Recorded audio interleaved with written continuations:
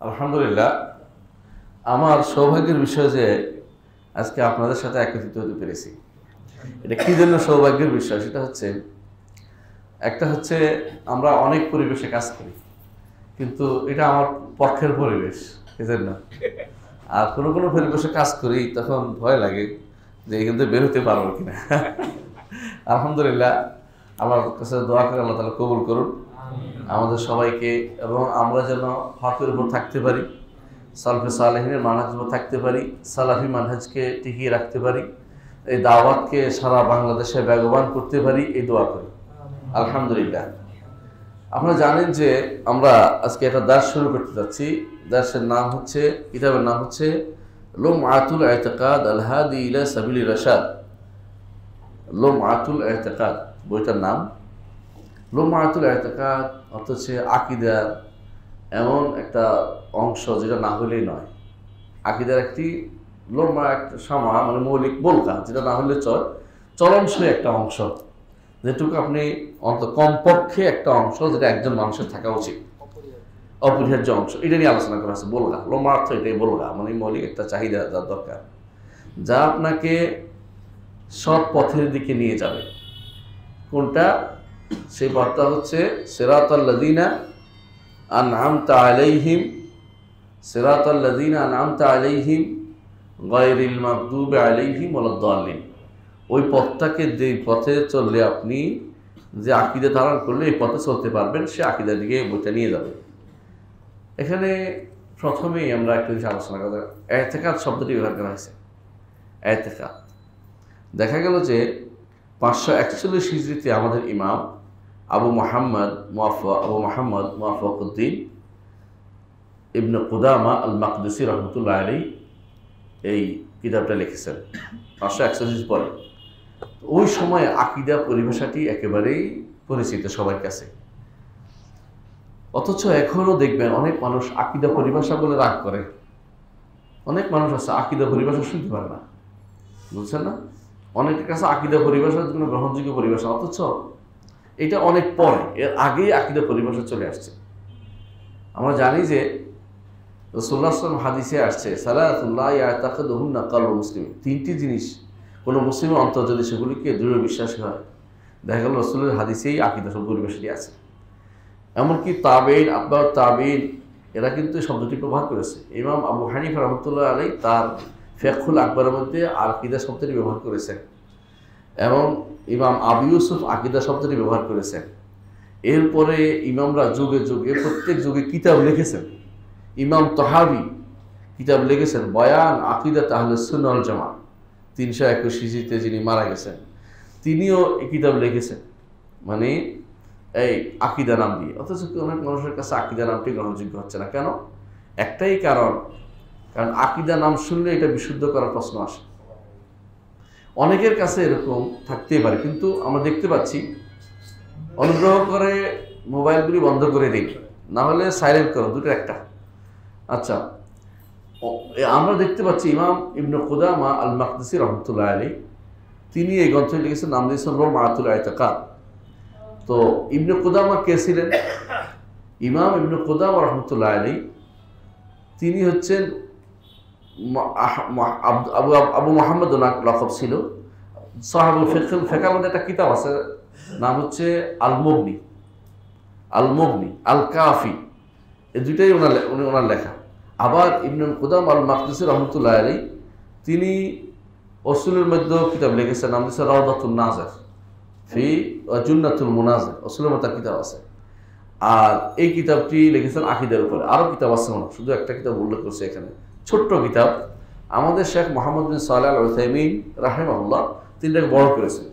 ছোট কিতাবটি আপনাদের অনেকের কাছে হয়তো আছে, ছোট্ট কিতাব, বাংলা অনুবাদ হয়েছে, এটাও আমি দেখে দিয়েছি, আমার ছাত্র অনুবাদ করেছে। এটা ইয়া থেকে ছাপাইছে, সুন্নাহ লাইব্রেরি থেকে, আর সুন্নাহ লাইব্রেরি মাত্র সুন্নাহ থেকে ছাপানো হয়েছে। তো আপনারা দেখতে পাচ্ছেন যে এই কিতাবটা আলহামদুলিল্লাহ একজন বৃহৎ আলেমের কাছ থেকে লেখা হয়ে আসছে, এবং যে তার আকীদার ব্যাপারে আমরা সবাই জানি যে বিশুদ্ধ আকীদার মানুষ। তো এই এই কিতাবটি লিখেছেন ইমাম আবু মোহাম্মদ মুওয়াফফাকুদ্দিন। ওনার নামটা যেমন, কাজটা হতেন, দ্বীনের ক্ষেত্রে আল্লাহ তৌফিক দিয়েছে তাকে। মুওয়াফফাকুদ্দিন অর্থ হলো দ্বীনের কাজে তৌফিক প্রাপ্ত। আল্লাহ ওনাকে তৌফিক দিয়েছেন, আপনি যদি আল মুগনি পড়েন আপনার আর ফিকহ কিতাব পড়া লাগবে না, এটার মধ্যে সব আসছে। এই জন্য এই সবচেয়ে বড় কিতাব ওনার একটা, যেটা পড়ে মানুষ চার মাযহাবের ফিকহ মুকারানা করতে পারে, ফিকহুল মুকারান, বা সমস্ত মাযহাবগুলির উপরে আলোচনা করে একটা সিদ্ধান্ত আসতে পারে কোনটা বিশুদ্ধ। ওইটা আপনি দেখবেন যে ইবনে কুদামা আল মাকদিসির কিতাবটা নাম হলো আল মুগনি, এটার নাম ফিল ফিকহ। যদিও তিনি মাযহাব হাম্বলি উপরে লিখেছেন, কিন্তু সবগুলি নিয়ে এসেছেন, অর্থাৎ তারতিব দিয়েছেন হাম্বলি মাযহাবের উপরে, কিন্তু তারজিহটা হাম্বলি মাযহাবের উপর নাই। তো এই জন্য তারতিব আপনি পড়ে বিশুদ্ধ মতটা নিতে পারবেন যে কোনো ইয়া থেকেই, ওনার গ্রন্থ থেকেই। অন্য কেউ কিন্তু এত সুন্দর করে লিখতে পারবে। এই জন্য অনেকেই পরবর্তী সবাই যারাই ফিকহুল মুকারান পড়ে, অর্থাৎ তুলনামূলক ফিকহ পড়ে, তারা ওই বইয়ের উপরে বলতে পারেন যে একমাত্র বই যেটা সব সাইড কাভার করছে, সব সাইড কাভার করেছে। এই গ্রন্থটি 10 খণ্ডে 11 খণ্ডে ছাপা হয়েছে, তাহকিক হয়ে শেখ আব্দুল মোহসেন তুর্কি তাহকিকে, এবং আরেকজন এটার সাথে যুক্ত করেছে, মুগনি আল কাফি যুক্ত করেছে, আল মুকনার যুক্ত করেছে, 30 খণ্ডে 32 খণ্ডে বের করেছে। এর অর্থ হচ্ছে ওনার গ্রন্থগুলি ছোট বড় সবার জন্য লিখেছেন তিনি, অর্থাৎ প্রাথমিক পর্যায়ে, বড় পর্যায়ে, একদম বড় পর্যায়ে সব রকম কিতাব তিনি লিখেছেন। আল্লাহ তাআলা তাকে তৌফিক দিয়েছেন, আলহামদুলিল্লাহ। তো শেখের এই গ্রন্থটি আমরা কেন পড়বো? কারণ ছোট্ট, অত শেষ করতে পারবে আশায় আমরা বসে আছি। কারণ আমরা অনেক সময় বড় কিতাব নেই, পরে আর শেষ করতে পারি না, এই আশায় আমরা এই বইটা গ্রহণ করে নিয়েছি। আজকে আমি প্রথমেই আকীদার একটা ইতিহাস আলোচনা করতে চাই। আপনাকে শুনতে চান তো, তাই না? ইনশাআল্লাহ। আকীদার ইতিহাসটা শোনার এই জন্য দরকার, তাহলে আপনারা বলবেন যে সবাই তো বোধহয় ঠিক আছে। সবাই ঠিক নেই, ঠিক ছিল একটা সময়। আল্লাহ তাআলা তার নবীকে যেই ওয়াহি দিয়ে পাঠিয়েছেন, কোরআন এবং সুন্নাহ, এটা তো ওয়াহি, কোনো সন্দেহ নেই।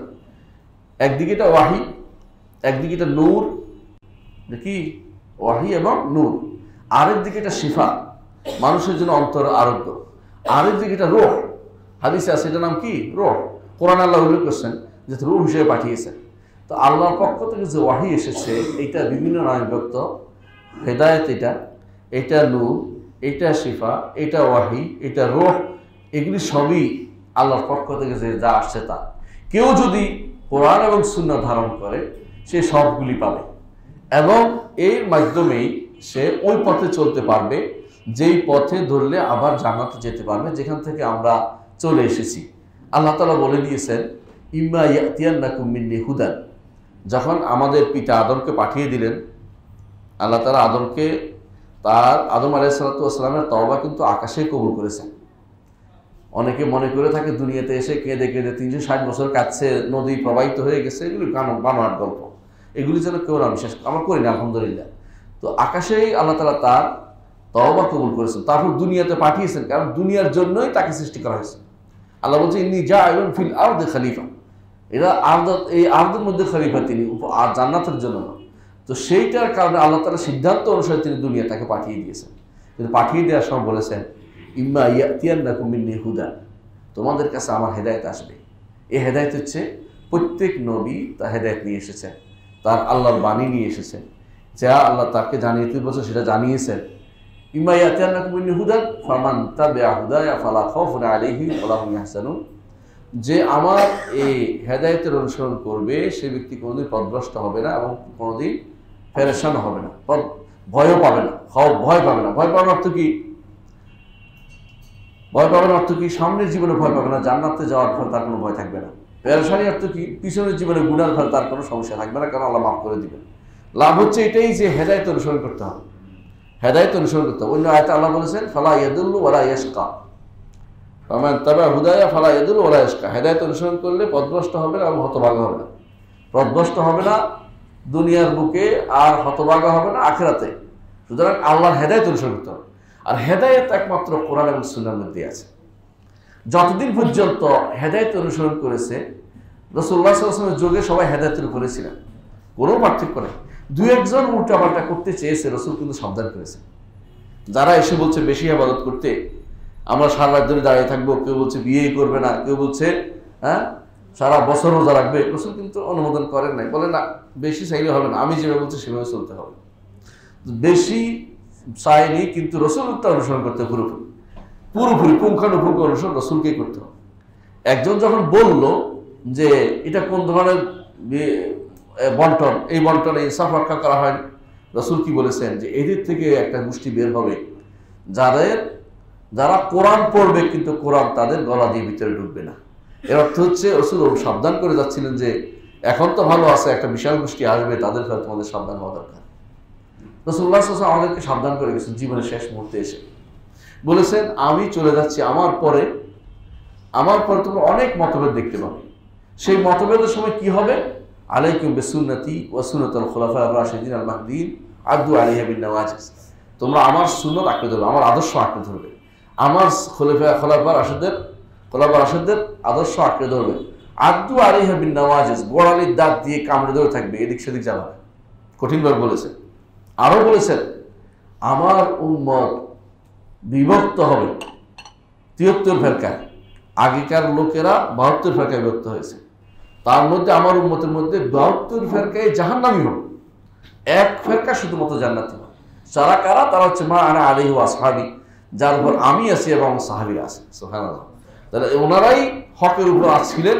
রাসূলুল্লাহ তাদের উপরে আমাদেরকে ভবিষ্যৎবাণী করে গেছেন যে তার সাহাবীদের অনুসরণ করলে কেউ পথভ্রষ্ট হবে না। এই জন্য সাহাবায়ে কেরাম হচ্ছে আমাদের সালাফ, তাদের অনুসরণকারীরা হচ্ছে সালাফি। আর যারা অন্য কোনো মত ও পথের অনুসরণ করবে তারা হচ্ছে খালাফি, যদিও আগে থাকুক, যদিও অনেক আগে, তাবেঈনদের যুগে হলেও তারা খালাফি। তো সাহাবীদের অনুসরণ করতে হলে তারা সালাফি হবে। সালফে সালেহিন অনুসারে আমরা এটা বলে থাকি। তো কোরআনে কারীম এবং রাসূলুল্লাহ সাল্লাল্লাহু আলাইহি ওয়াসাল্লামের হাদিস, এই দুইটাকে বুঝতে হলে কার নীতিতে বুঝতে হবে? সাহাবায়ে কেরামের নীতিতে বুঝতে হবে। যেভাবে সাহাবায়ে কেরাম বুঝছেন সেভাবে বুঝতে হবে। ইসলামের মধ্যে প্রথম যে সমস্যা তৈরি হয়, প্রথম সাহাবায়ে কেরামের যুগে প্রথম যে সমস্যা তৈরি হয় তা হচ্ছে প্রথম বাগিরা অর্থাৎ বিদ্রোহীরা প্রথম বের হয়েছিল। মনে আছে আপনাদের? সংঘবদ্ধভাবে বিদ্রোহীরা এসে ওসমান রাদিয়াল্লাহু আনহুর বাড়ি ঘেরাও করে ফেলেন। ঘেরাও করে তারা বললো, মানি না, এই চাই ওই চাই, বিভিন্ন রকমের জিনিস চাই। বিশ্বের প্রতি দেশে এখন এটা হয়, এটা মানি না ওইটা মানি না করে মিছিল টিছিল হয়ে দুনিয়া উল্টাপাল্টা করে। দেখেন না ওদের পূর্বসূরি কারা এখন চেনে নিয়েছেন আপনারা। ইসলামে এই নীতিটা ছিল না কোনোদিনই। রাসূলুল্লাহ সাল্লাল্লাহু আলাইহি ওয়াসাল্লাম বলেছেন, আনসাররা তোমরা একটা সময় দেখতে পাবে তোমাদেরকে না দিয়ে কিছু মানুষ দুনিয়া নিচ্ছে, তোমরা ধৈর্য ধারণ করবে, তোমাদের জন্য হাউস পর্যন্ত আমি হাউসের কাছে অপেক্ষা করবো। রাসূলুল্লাহ সাল্লাল্লাহু আলাইহি ওয়াসাল্লাম এটা বলেছেন, বলেন নাই যে তোমরা তখন এই করবে ওই করবে, মারামারি করবে, হানাহানি করবে, বলেন নাই। বোঝা গেছে আমাদেরকে জানিয়ে দিয়েছেন যে রাসূল অনুসারী যারা হবে তারা এই দুনিয়ার বিষয়গুলি সবর করবে, দিনের বিষয় না, দুনিয়ার বিষয়গুলি কি করবে? আখিরাতান আলাইনা, দুনিয়ার বিষয় প্রাপ্তির ব্যাপারে সবর করবে। কিন্তু যারা বাগিরা ছিল, ওসমান রাদিয়াল্লাহু আনহুকে তারা নাহক তারা শহীদ করে দিয়েছে। আপনারা জানেন এরা কত বড় অন্যায় করেছে। ইসলামের মধ্যে প্রথম অস্ত্র চালু করেছে তারা বাগিরা, এবং তারা একজন খলিফাতুল মুসলিমিন, হক খলিফাতুল মুসলিমিনকে তারা হত্যা করেছে। এবং এর মাধ্যমে যে মদিনা থেকে খেলাফত চলে গিয়েছে, মদিনা থেকে খেলাফত কুফাতে চলে যায়, অর্থাৎ এই মদিনাতে আর খেলাফত ফিরে আসে নাই, এখন পর্যন্ত আর ফিরে আসে নাই। সেটা মদিনা থেকে তাড়িয়ে দিয়েছে কিছু মানুষের এই বাড়াবাড়ির কারণে, এবং সেই অস্ত্র যে ঝরছে সে অস্ত্র ঝরা আর বন্ধ হয় নাই, আজও অস্ত্র ঝরে চলেছে। দ্বিতীয় কারা আসলো? তাদেরই দ্বারা আসলো যখন তারা আলী রাদিয়াল্লাহু আনহুকে খলিফা বসালেন। এক গোষ্ঠী তার পক্ষ নিল, এক গোষ্ঠী বিপক্ষে নিল, হয়ে গেল এক গোষ্ঠী বের হয়ে গেল তার বিরুদ্ধে, ও খারেজি এক গোষ্ঠী বের হয়ে গেল, পরবর্তীতে শিয়া এক গোষ্ঠী হয়ে গেল, শিয়া খারেজি গোষ্ঠী দুইটা বের হয়ে গেল। প্রথমে ছিল রাজনৈতিক দল, তারা রাজনৈতিক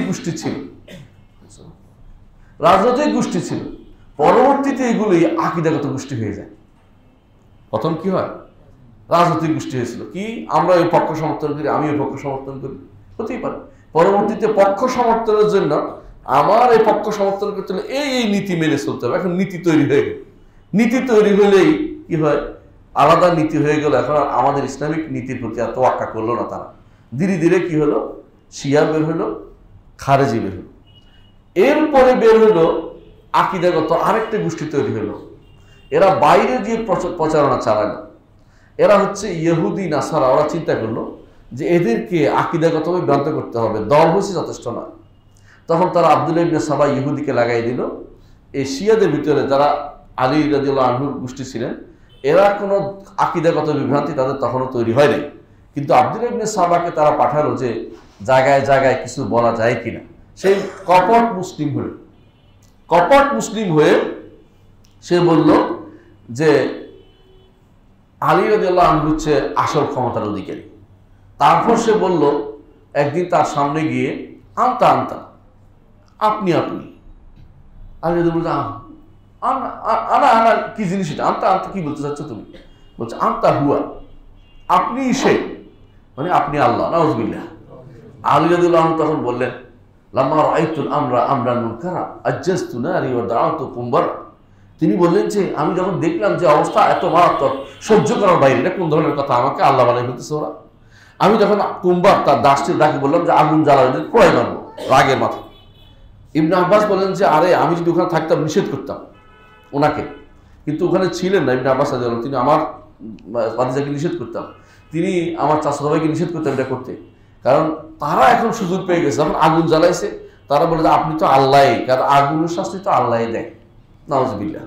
মানে আরো ইচ্ছা করে এটা করছে যাতে করে উম্মত মুসলিমদের ফেরকা তৈরি করতে পারে। তারা তখন পালিয়ে গেল সেখান থেকে। উনি বললেন যে আমাদের সামনে থেকে পালাও। কুফা থেকে পালিয়ে আরেক জায়গায় আশ্রয় নিল, এইভাবে তারা ধীরে ধীরে তাদের আকীদা, ইহুদি আকীদা মুসলিমদের ভিতরে প্রবিষ্ট করার চিন্তা করল। আরেক গোষ্ঠী নাসারার চিন্তা করলো আমাদের তো কিছু করার আছে, এমনি তো পারবো না, আকীদা নষ্ট করে দিলে মুসলিমদেরকে দুর্বল করে দিতে হবে। তখন তারা কি করলো, তাকদীরের মাসলা ঝগড়া লাগাই দিল। আকীদা তাকদীরের মাসলা আপনারা জানেন যে ঈমান বিল কাদার যার নাই, তাকদীরের উপর ঈমান যার নাই, সে ব্যক্তি ঈমানদার হতে পারবে না। তখন তারা প্রথম শুরু করলো মা'বাদ জুহানি প্রথমে অস্বীকার করলো যে তাকদীর নাই। তখন সাহাবীদের মধ্যে আব্দুল্লাহ ইবনে ওমর রাদিয়াল্লাহু আনহু জীবিত ছিলেন। আপনার সহিহ মুসলিমের প্রথম হাদিসটা পড়বেন, ঘটনাটা ওখানে উল্লেখ আছে। সেখানে বলছেন যে আমরা তো এখন হজ করতে আসছি, আমরা শুনতেছি আব্দুল্লাহ ইবনে ওমর রাদিয়াল্লাহু আনহু আছেন জীবিত, তিনি আসছেন। তো আমাদের সাথী বলতেছে আমাকে জিজ্ঞাসা করো, কি বলো জিজ্ঞাসা করো, এরা তাকদীর অস্বীকার করে, তাদের মাসালা কি, তারা তাকদীর অস্বীকার করে। আমাদের ভাইরা এমন হয়েছে, স্পষ্ট দেখতে পাচ্ছে বর্তমান জমানা অনেক ভাইরা যে কুফরি করতেছে, আমরা কাফের করতে রাজি না, ভয় বলে যাচ্ছে যেন। আরে আব্দুল্লাহ ইবনে ওমর রাদিয়াল্লাহু যখন জিজ্ঞাসা করছে যে আমাদের মধ্যে কিছু লোক আছে যারা মনে করে ঘটনা এখন ঘটে, আগে কোনো আল্লাহ জানতো না, আল্লাহ লেখে নাই কোনো কিছু, তার বিধান কি?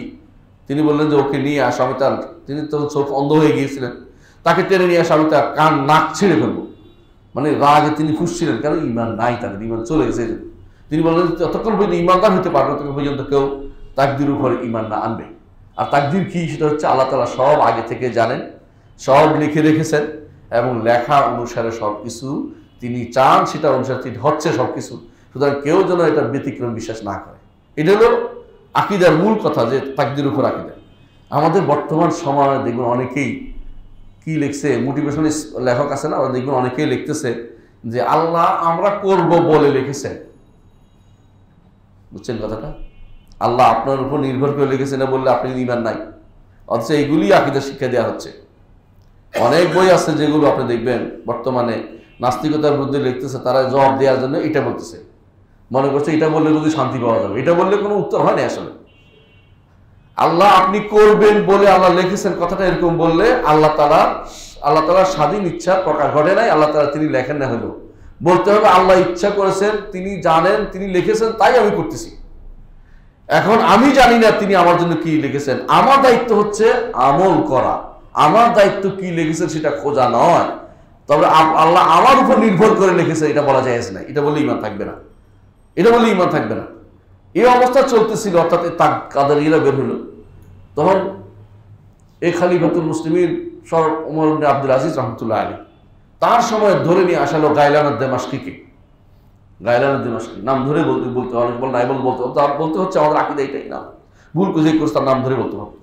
গাইলান আদ-দামাশকি এসে বলল যে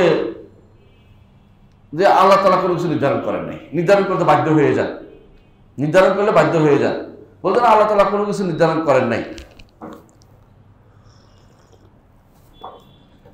লোকেরা তাকে ধরে আনছে ওমর ইবনে আব্দুল আজিজের কাছে। ওমর ইবনে আব্দুল আজিজ বললেন যে তুমি এটা বলেছো। ভয়ে বলতেছে আমি এটা বলিনি, পুরো অস্বীকার। তো উমর ইবনে আব্দুল আজিজ এই সুরিদণ্ড দেখাই বললেন, তুমি যদি মিথ্যাবাদী হও ওইটা চলবে, আর সত্যবাদী হও আল্লাহ তোমাকে বাঁচাই দিবে। তবে আমি তোমাকে কয়টা আয়াত পড়তে বলেছি, শোনো। সূরা ইয়াসিন তুমি পারো? বলে পারি। বলে পড়তে থাকো। ইয়াসিন ওয়াল কুরআনিল হাকিম ইন্নাকা কালামিল মুরসালিন আলা সিরাতিল মুস্তাকিম তানজিলুল আজিজিল হামিদ তুনজিরা কওমান মা আনজারা গাফিরুন লাকাদ হাক্কাল কাউলু আলা আকসারিহিম ফাহুম লা ইউমিনুন। আল্লাহর পক্ষ থেকে নির্ধারিত হয়ে গেছে তারা ঈমান আনবে না। দেখ আল্লাহ বলছে না নির্ধারিত হয়ে গেছে, নির্ধারণ হয়ে গেছে। বলছে আমিরুল মুমিনিন আমি যেন প্রথমবার পড়তেছি, মানে সালাই করতেছে। তারপর বলতেছে ওয়াজআলনা মিন বাইনি আইদিহিম সাদ্দান ওয়া মিন খালফিহিম সাদ্দান ফাআগশায়নাহুম ফাহুম লা ইউবসিরুন। আল্লাহ বলতেছে তাদের সামনে বাধা দিয়েছি, পিছনে বাধা দিয়েছি, তারা ঈমান আনবে না। কি রে, আল্লাহ নির্ধারণ করছে কিনা? করে নাই। করছে। আল্লাহ বাধা দিছে কিনা? দিছে। তুই অস্বীকার করো। আমি ভুল করেছি, আর করবো না, আমি ঠিক হয়ে যাবে। দেখ তুই যদি মিথ্যাবাদী হস শুনে চলবি। উমর ইবনে আব্দুল আজিজ কিছুদিনের মধ্যে দুনিয়া থেকে চলে গেলেন। আমরা জানেন যে মাত্র 1.5 বছর 2 বছরের দিনই তার সমস্ত কিছু শেষ হয়ে গেছে, চলে গেছে দুনিয়া থেকে। এরপরে যখন ইয়াজিদ আসলো তার ডেকে আনা হলো। সে জায়গা জায়গা আরো বেশি শুরু করছে ঝগড়া, বলতে কোনো তাকদীর নাই। তাকে ডেকে আনা হলো। ডেকে আনার পর তাকে বলা হলো তুমি কি তাকদীরে বিশ্বাস করো না? বিশ্বাস করে না। সঙ্গে সঙ্গে তাকে শুরু চড়ানো হলো। বলে এই যে বলে তোমার ব্যাপারে আগেকার খলিফার দোয়া কবুল হয়ে গেছে, তুমি সেই সুলে চড়ো যে সুল তিনি দেখেছিলেন, সেটা সুলে তাকে শুলে চড়াইছে। তখনকার দিনে যেত যে ব্যক্তি তাকদীর অস্বীকার করবে সে কাফের, তাকে শুলে চড়াইছে, কারণ মুরতাদ হয়ে গেছে। এই জন্য বুঝে আসছে। আর আমরা এখন দেখেন তাকদীর অস্বীকারী বুড়ি বুড়ি কেউ কথা বলবে না, কারণ তাকদীর অস্বীকারের বিরুদ্ধে কথা বলে এরা বড় বড় ইসলামের নামও দেয়, আবার কথা সুন্দর সুন্দর বইও লেখে, ইসলামের নাম বই লেখে অনেকেই। তাকদীর অস্বীকারীদের সংখ্যা বেড়ে যায়। এভাবে আকীদার মধ্যে সমস্যা তৈরি করা যায় ধীরে ধীরে। আমরা বলতে চাচ্ছি এটাই। এটা তাকদীর। আরেক গোষ্ঠী বিপরীতে বের হলো যে না শুধু তাকদীর অস্বীকারী না, এরা বললো যে আমরা তো কিছুই করি না। এরা কি করলো যে আমরা কিছু সব নির্ধারিত, আমরা শুধু জল পড়ে পাতা নড়ে, হ্যাঁ যেমনে নাচাও তেমনে নাচে পুতুলের কি দোষ। এই জাতীয় গোষ্ঠী বের হয়ে গেল।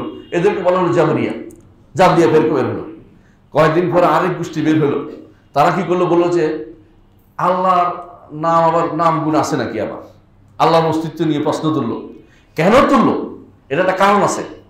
মুসলিমরা যতদিন কোরআন এবং সুন্নাহ নিয়ে যথেষ্ট মনে করেছে ততদিন তাদের জন্য আর কিছু লাগে নাই।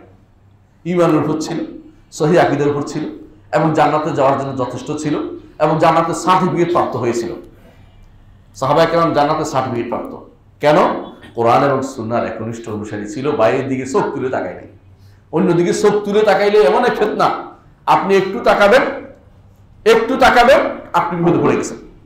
আপনি একটু দেখি না, দেখতে দেখতে আপনি শেষ হয়ে যাবেন। ও ফিতনার দিকে একটু তাকানোর অর্থ হচ্ছে রাসূলুল্লাহ সাল্লাল্লাহু আলাইহি ওয়াসাল্লাম বলেছেন মান ইস্তাশরাফা, যে ব্যক্তি ইস্তিশরাফ করবে ফিতনার দিকে, সেই কথা রাসূল বলেছেন সেই ব্যক্তি ধ্বংসের মধ্যে পড়বে।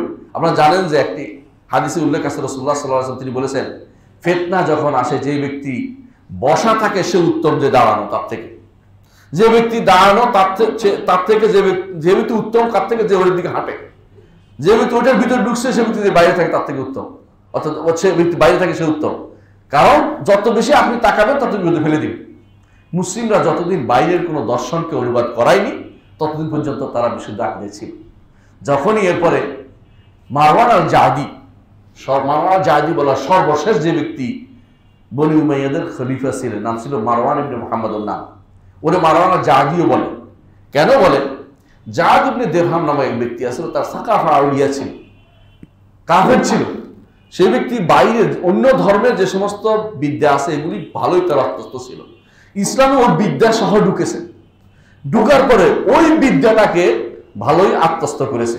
এখন সে কি করেছে? দুটার মধ্যে কম্প্রোমাইজের চেষ্টা করেছে যে এটাও মানে এটাও ধরে এটা দুটা কিভাবে করতে পারে, ইসলাম এবং অন্য ধর্মের সাথে কিভাবে মিল করতে পারে। এই জন্য সে চিন্তা ভাবনা করে বলল অস্তিত্ব আল্লাহ স্বীকার করলেই তো হয়। একজন অস্তিত্ব, একটা সত্তার অস্তিত্ব স্বীকার করছে, কারণ দর্শন শাস্ত্র সে পাকাপোক্ত ছিল, সে এরকম স্বীকার করতে লাগলো। এরপরে সে কি করলো? জাদ ইবনে দিরহাম সে দুনিয়ার এখানে সেখানে প্রচার করতে লাগলো আল্লাহ কথা বলেন না, আল্লাহর কোনো গুণ থাকতে পারে না, আল্লাহ কোনো কিছু নির্ধারণ করেন নাই, আল্লাহ আল্লাহ আল্লাহ তাআলা সব কিছু নির্ধারণ, উল্টা বলতো, জাবরিয়া ছিল সে, যে আল্লাহ সবই আমরা কিছুই করি না, এইভাবে সব বলতে আরম্ভ করে। সম্পূর্ণ উল্টা। তখন বনু মারওয়ানের সর্বশেষ যে খলিফা ছিল মারওয়ান ইবনে মুহাম্মদ, তার উস্তাদ ছিল আবার সে জাদ ইবনে দিরহাম, ওর নাম, তার উস্তাদ ছিল। আর জানেন যে খলিফার উস্তাদ অর্থ হচ্ছিল তার ক্ষমতা কত বেশি প্রবল হয়ে গেছে। জায়গায় জায়গায় সে এই আকীদার বিরুদ্ধে উল্টাপাল্টা করতে আরম্ভ করলো। পরবর্তীতে আল্লাহর ইচ্ছা, ইমাম ইবনে তাইমিয়া রাহমাতুল্লাহ আলাইহি বলেন, আল্লাহর ইচ্ছা যে যেহেতু সে এত বড় খারাপ জায়গায় ঢুকেছে, আল্লাহ তাআলা বনু উমাইয়া থেকে খেলাফত নিয়ে গেছে। খেলাফত চলে আসছে বনু আব্বাসের মধ্যে। বনু আব্বাসের নেতা ছিল খালিদ ইবনে আব্দুল্লাহ আল কাসরি, ওনার নাম। উনি আমির ছিলেন। তিনি শুনলেন যে এই লোকে এই কাজ করতেছে, সে আল্লাহ তাআলা কথা বলে না বলে, আল্লাহ তাআলা তিনি সৃষ্টি করেন নাই, সরাসরি সৃষ্টি করেন নাই বলে, এই জাতীয় সব উল্টাপাল্টা আকীদা বিশ্বাসী। সে কি করলো, কয় যে ধরে আনলো, তাহলে ধরে আনে বলল, আইয়ুহান নাস তাকাব্বালাল্লাহু দুহায়াকুম ফাইন্নী মুদাহহিম বিজাদ ইবনে দিরহাম। হে মানুষেরা, আল্লাহ তোমাদের কোরবানি কবুল করো। কোরবানির দিন ছিল, তোমরা কোরবানি দাও গরু দিয়া, আমি কোরবানি দিব জাদ ইবনে দিরহাম দিয়া। এরপর তার ধরে আয় না, তুই যেন ধরে কবর জব করে দিছে, বলে তুই যে শয়তানি কবর করে দিলাম। কিন্তু শয়তান তো মরে নাই। সে মরার আগে তার এক ছাত্র রেখে গেছে, তার নাম হচ্ছে জাহাম ইবনে সফওয়ান। এই জাহাম ইবনে সফওয়ান সে জায়গায় জায়গায় ছিল বক্তৃতা করতে পারতো বেশি। যুবকদের মধ্যে এখন দেখেন না, এক দুই একজন আছে দুনিয়া সব উল্টাপাল্টা করে ফেলতেছে, বক্তৃতা করে তার অনুসারী হয়ে গেল হাজার হাজার। জাহামিয়াদের বিরুদ্ধে আলেমরা তখন কথা বলতে আরম্ভ করলো, বই লিখতে আরম্ভ করলেন। কারণ দেখলেন যে ধরে মাপ হচ্ছে না, কথা বলতে হবে। তখন আলেমরা বই লিখ জাহাম রাদ্দা আল জাহামিয়া, ইমামরা মুহাদ্দিসিনরা সবচেয়ে বেশি অগ্রণী ছিলেন এই জায়গাতে। সমস্ত মানুষ মুহাদ্দিসিনরা তখন এই জাহাম ইবনে সফওয়ানের বিরুদ্ধে গ্রন্থ লিখতে আরম্ভ করলেন, তার মতবাদের বিরুদ্ধে। এই সময় ইমাম আবু হানিফা রাহমাতুল্লাহ আলাইহি তার ফাতহুল আকবর লিখলেন। পরবর্তীতে দেখা গেল উনি ছাড়াও মানে বলতে পারেন ডজন খানেক গ্রন্থ লেখা হলো তার বিরুদ্ধে, তার মতবাদের বিরুদ্ধে। কারণ তার মতবাদগুলি ছিল একেবারে সর্বনাশ মতবাদ। এর মধ্যে আল্লাহ তাআলার নাম নেওয়া যাবে না, কারণ নাম নিলে বেশি হয়ে যায়। গুণ বলা যাবে না, গুণ বললে বেশি আল্লাহ বেশি হয়ে যাচ্ছে, ইত্যাদি ইত্যাদি বিভিন্ন রকমের তাহলে বলতো, যেটা কোনোদিন আমাদের সলফে সালিন কোনোদিন বলে নাই। সলফে সালিন সহজভাবে বিশ্বাস করতো।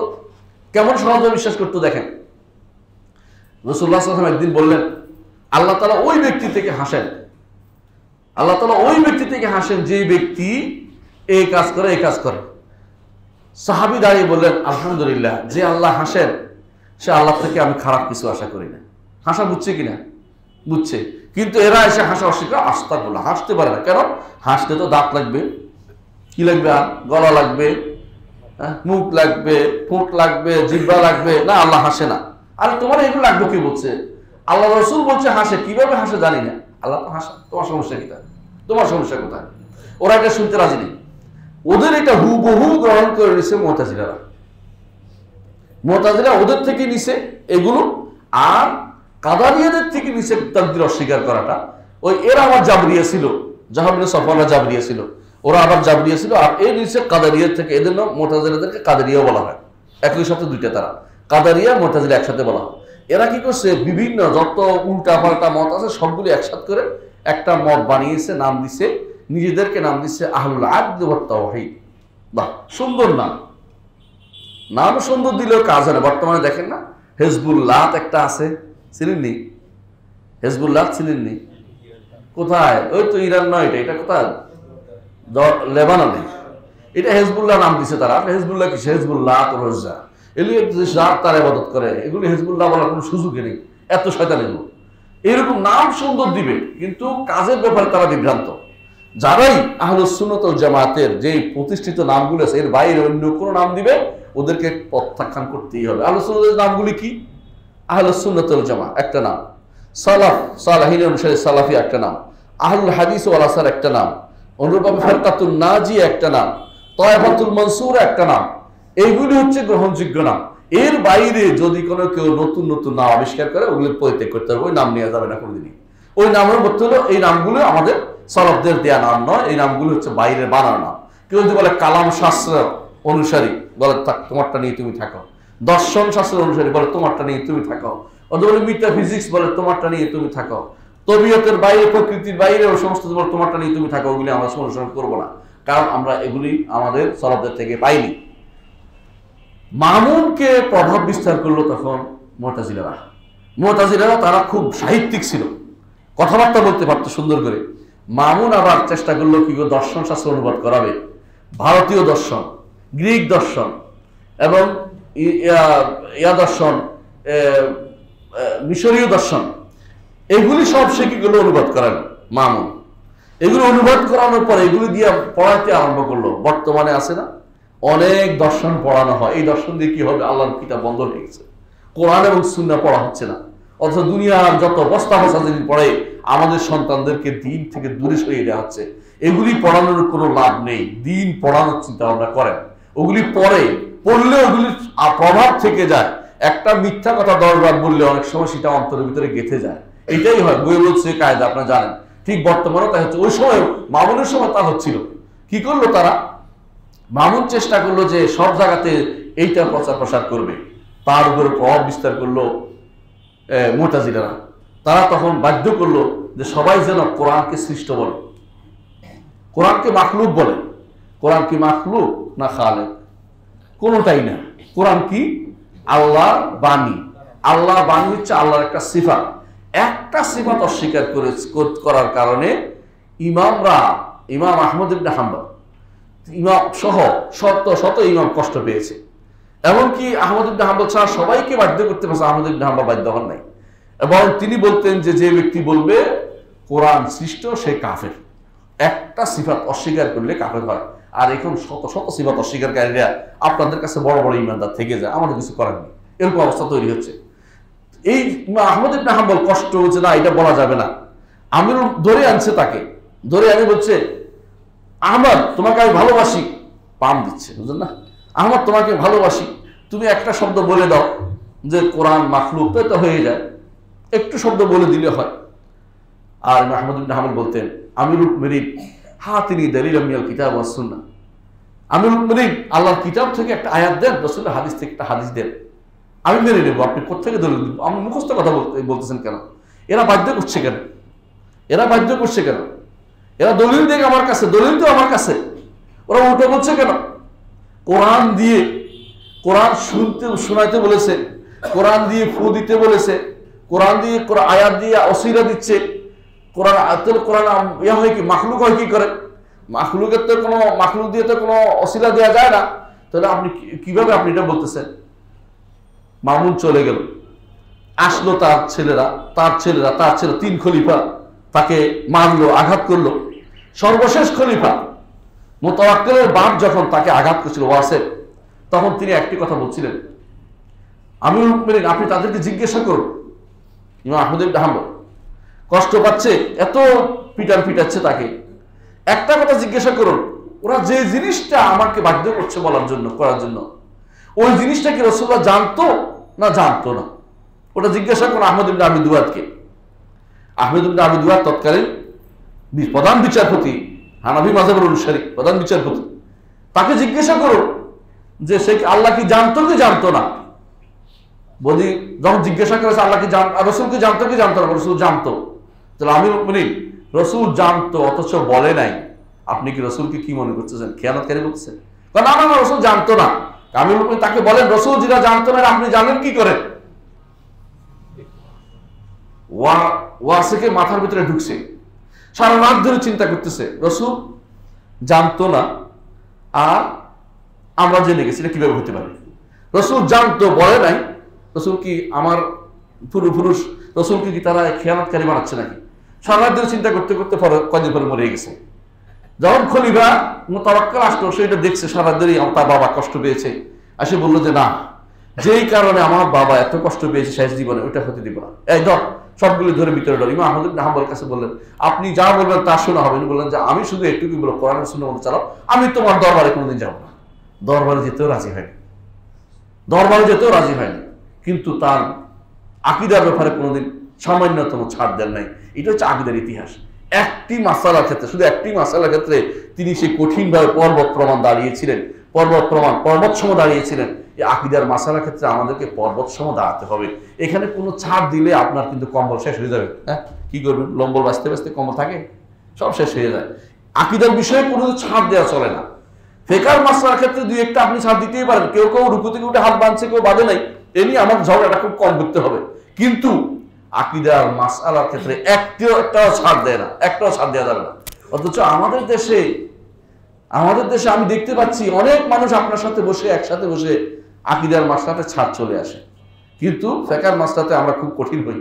আবার কঠিন হয় কি, আকীদা ফিকহের মাসআলা খবর জানে না, অনেকে মাসআলার উত্তরও জানে না, কিন্তু আকীদার মাসআলাতে ছাড় দেওয়া যায় না। আকীদা একটা হতে হয়, কারণ কি, আকীদা হচ্ছে সংবাদ। সংবাদ বুঝছেন কি? সংবাদ দুই রকম হয় না, মরে গেছে মরে নাই দুইটা একসাথে শুদ্ধ হয় না। মরে গেছে মরে নাই দুইটা একসাথে শুদ্ধ হয় না, একটা শুদ্ধ হইবে একটা মিথ্যা, বুঝলেন তো? আপনাকে যদি বলে যে আপনার বাবা মরে গেছে মরে নাই, দুইটা শুদ্ধ হইতে পারে? একটা শুদ্ধ হবে, মরে গেছে অথবা একটা হবে। আকীদার ভাষায় দুই কথা থাকতে পারে না, একটাই শুদ্ধ আর একটা বাতিল। কিছু মানুষ আছে বর্তমানে আশারি মাতুরিদিও শুদ্ধ, সালাফি মতবাদও শুদ্ধ, মতবাদ বানাইছে, এটা মতবাদ না, এটা রাসূলুল্লাহ সাল্লাল্লাহু আলাইহি ওয়াসাল্লাম থেকে চলে আসা দিন, মতবাদ বলার সুযোগ নাই।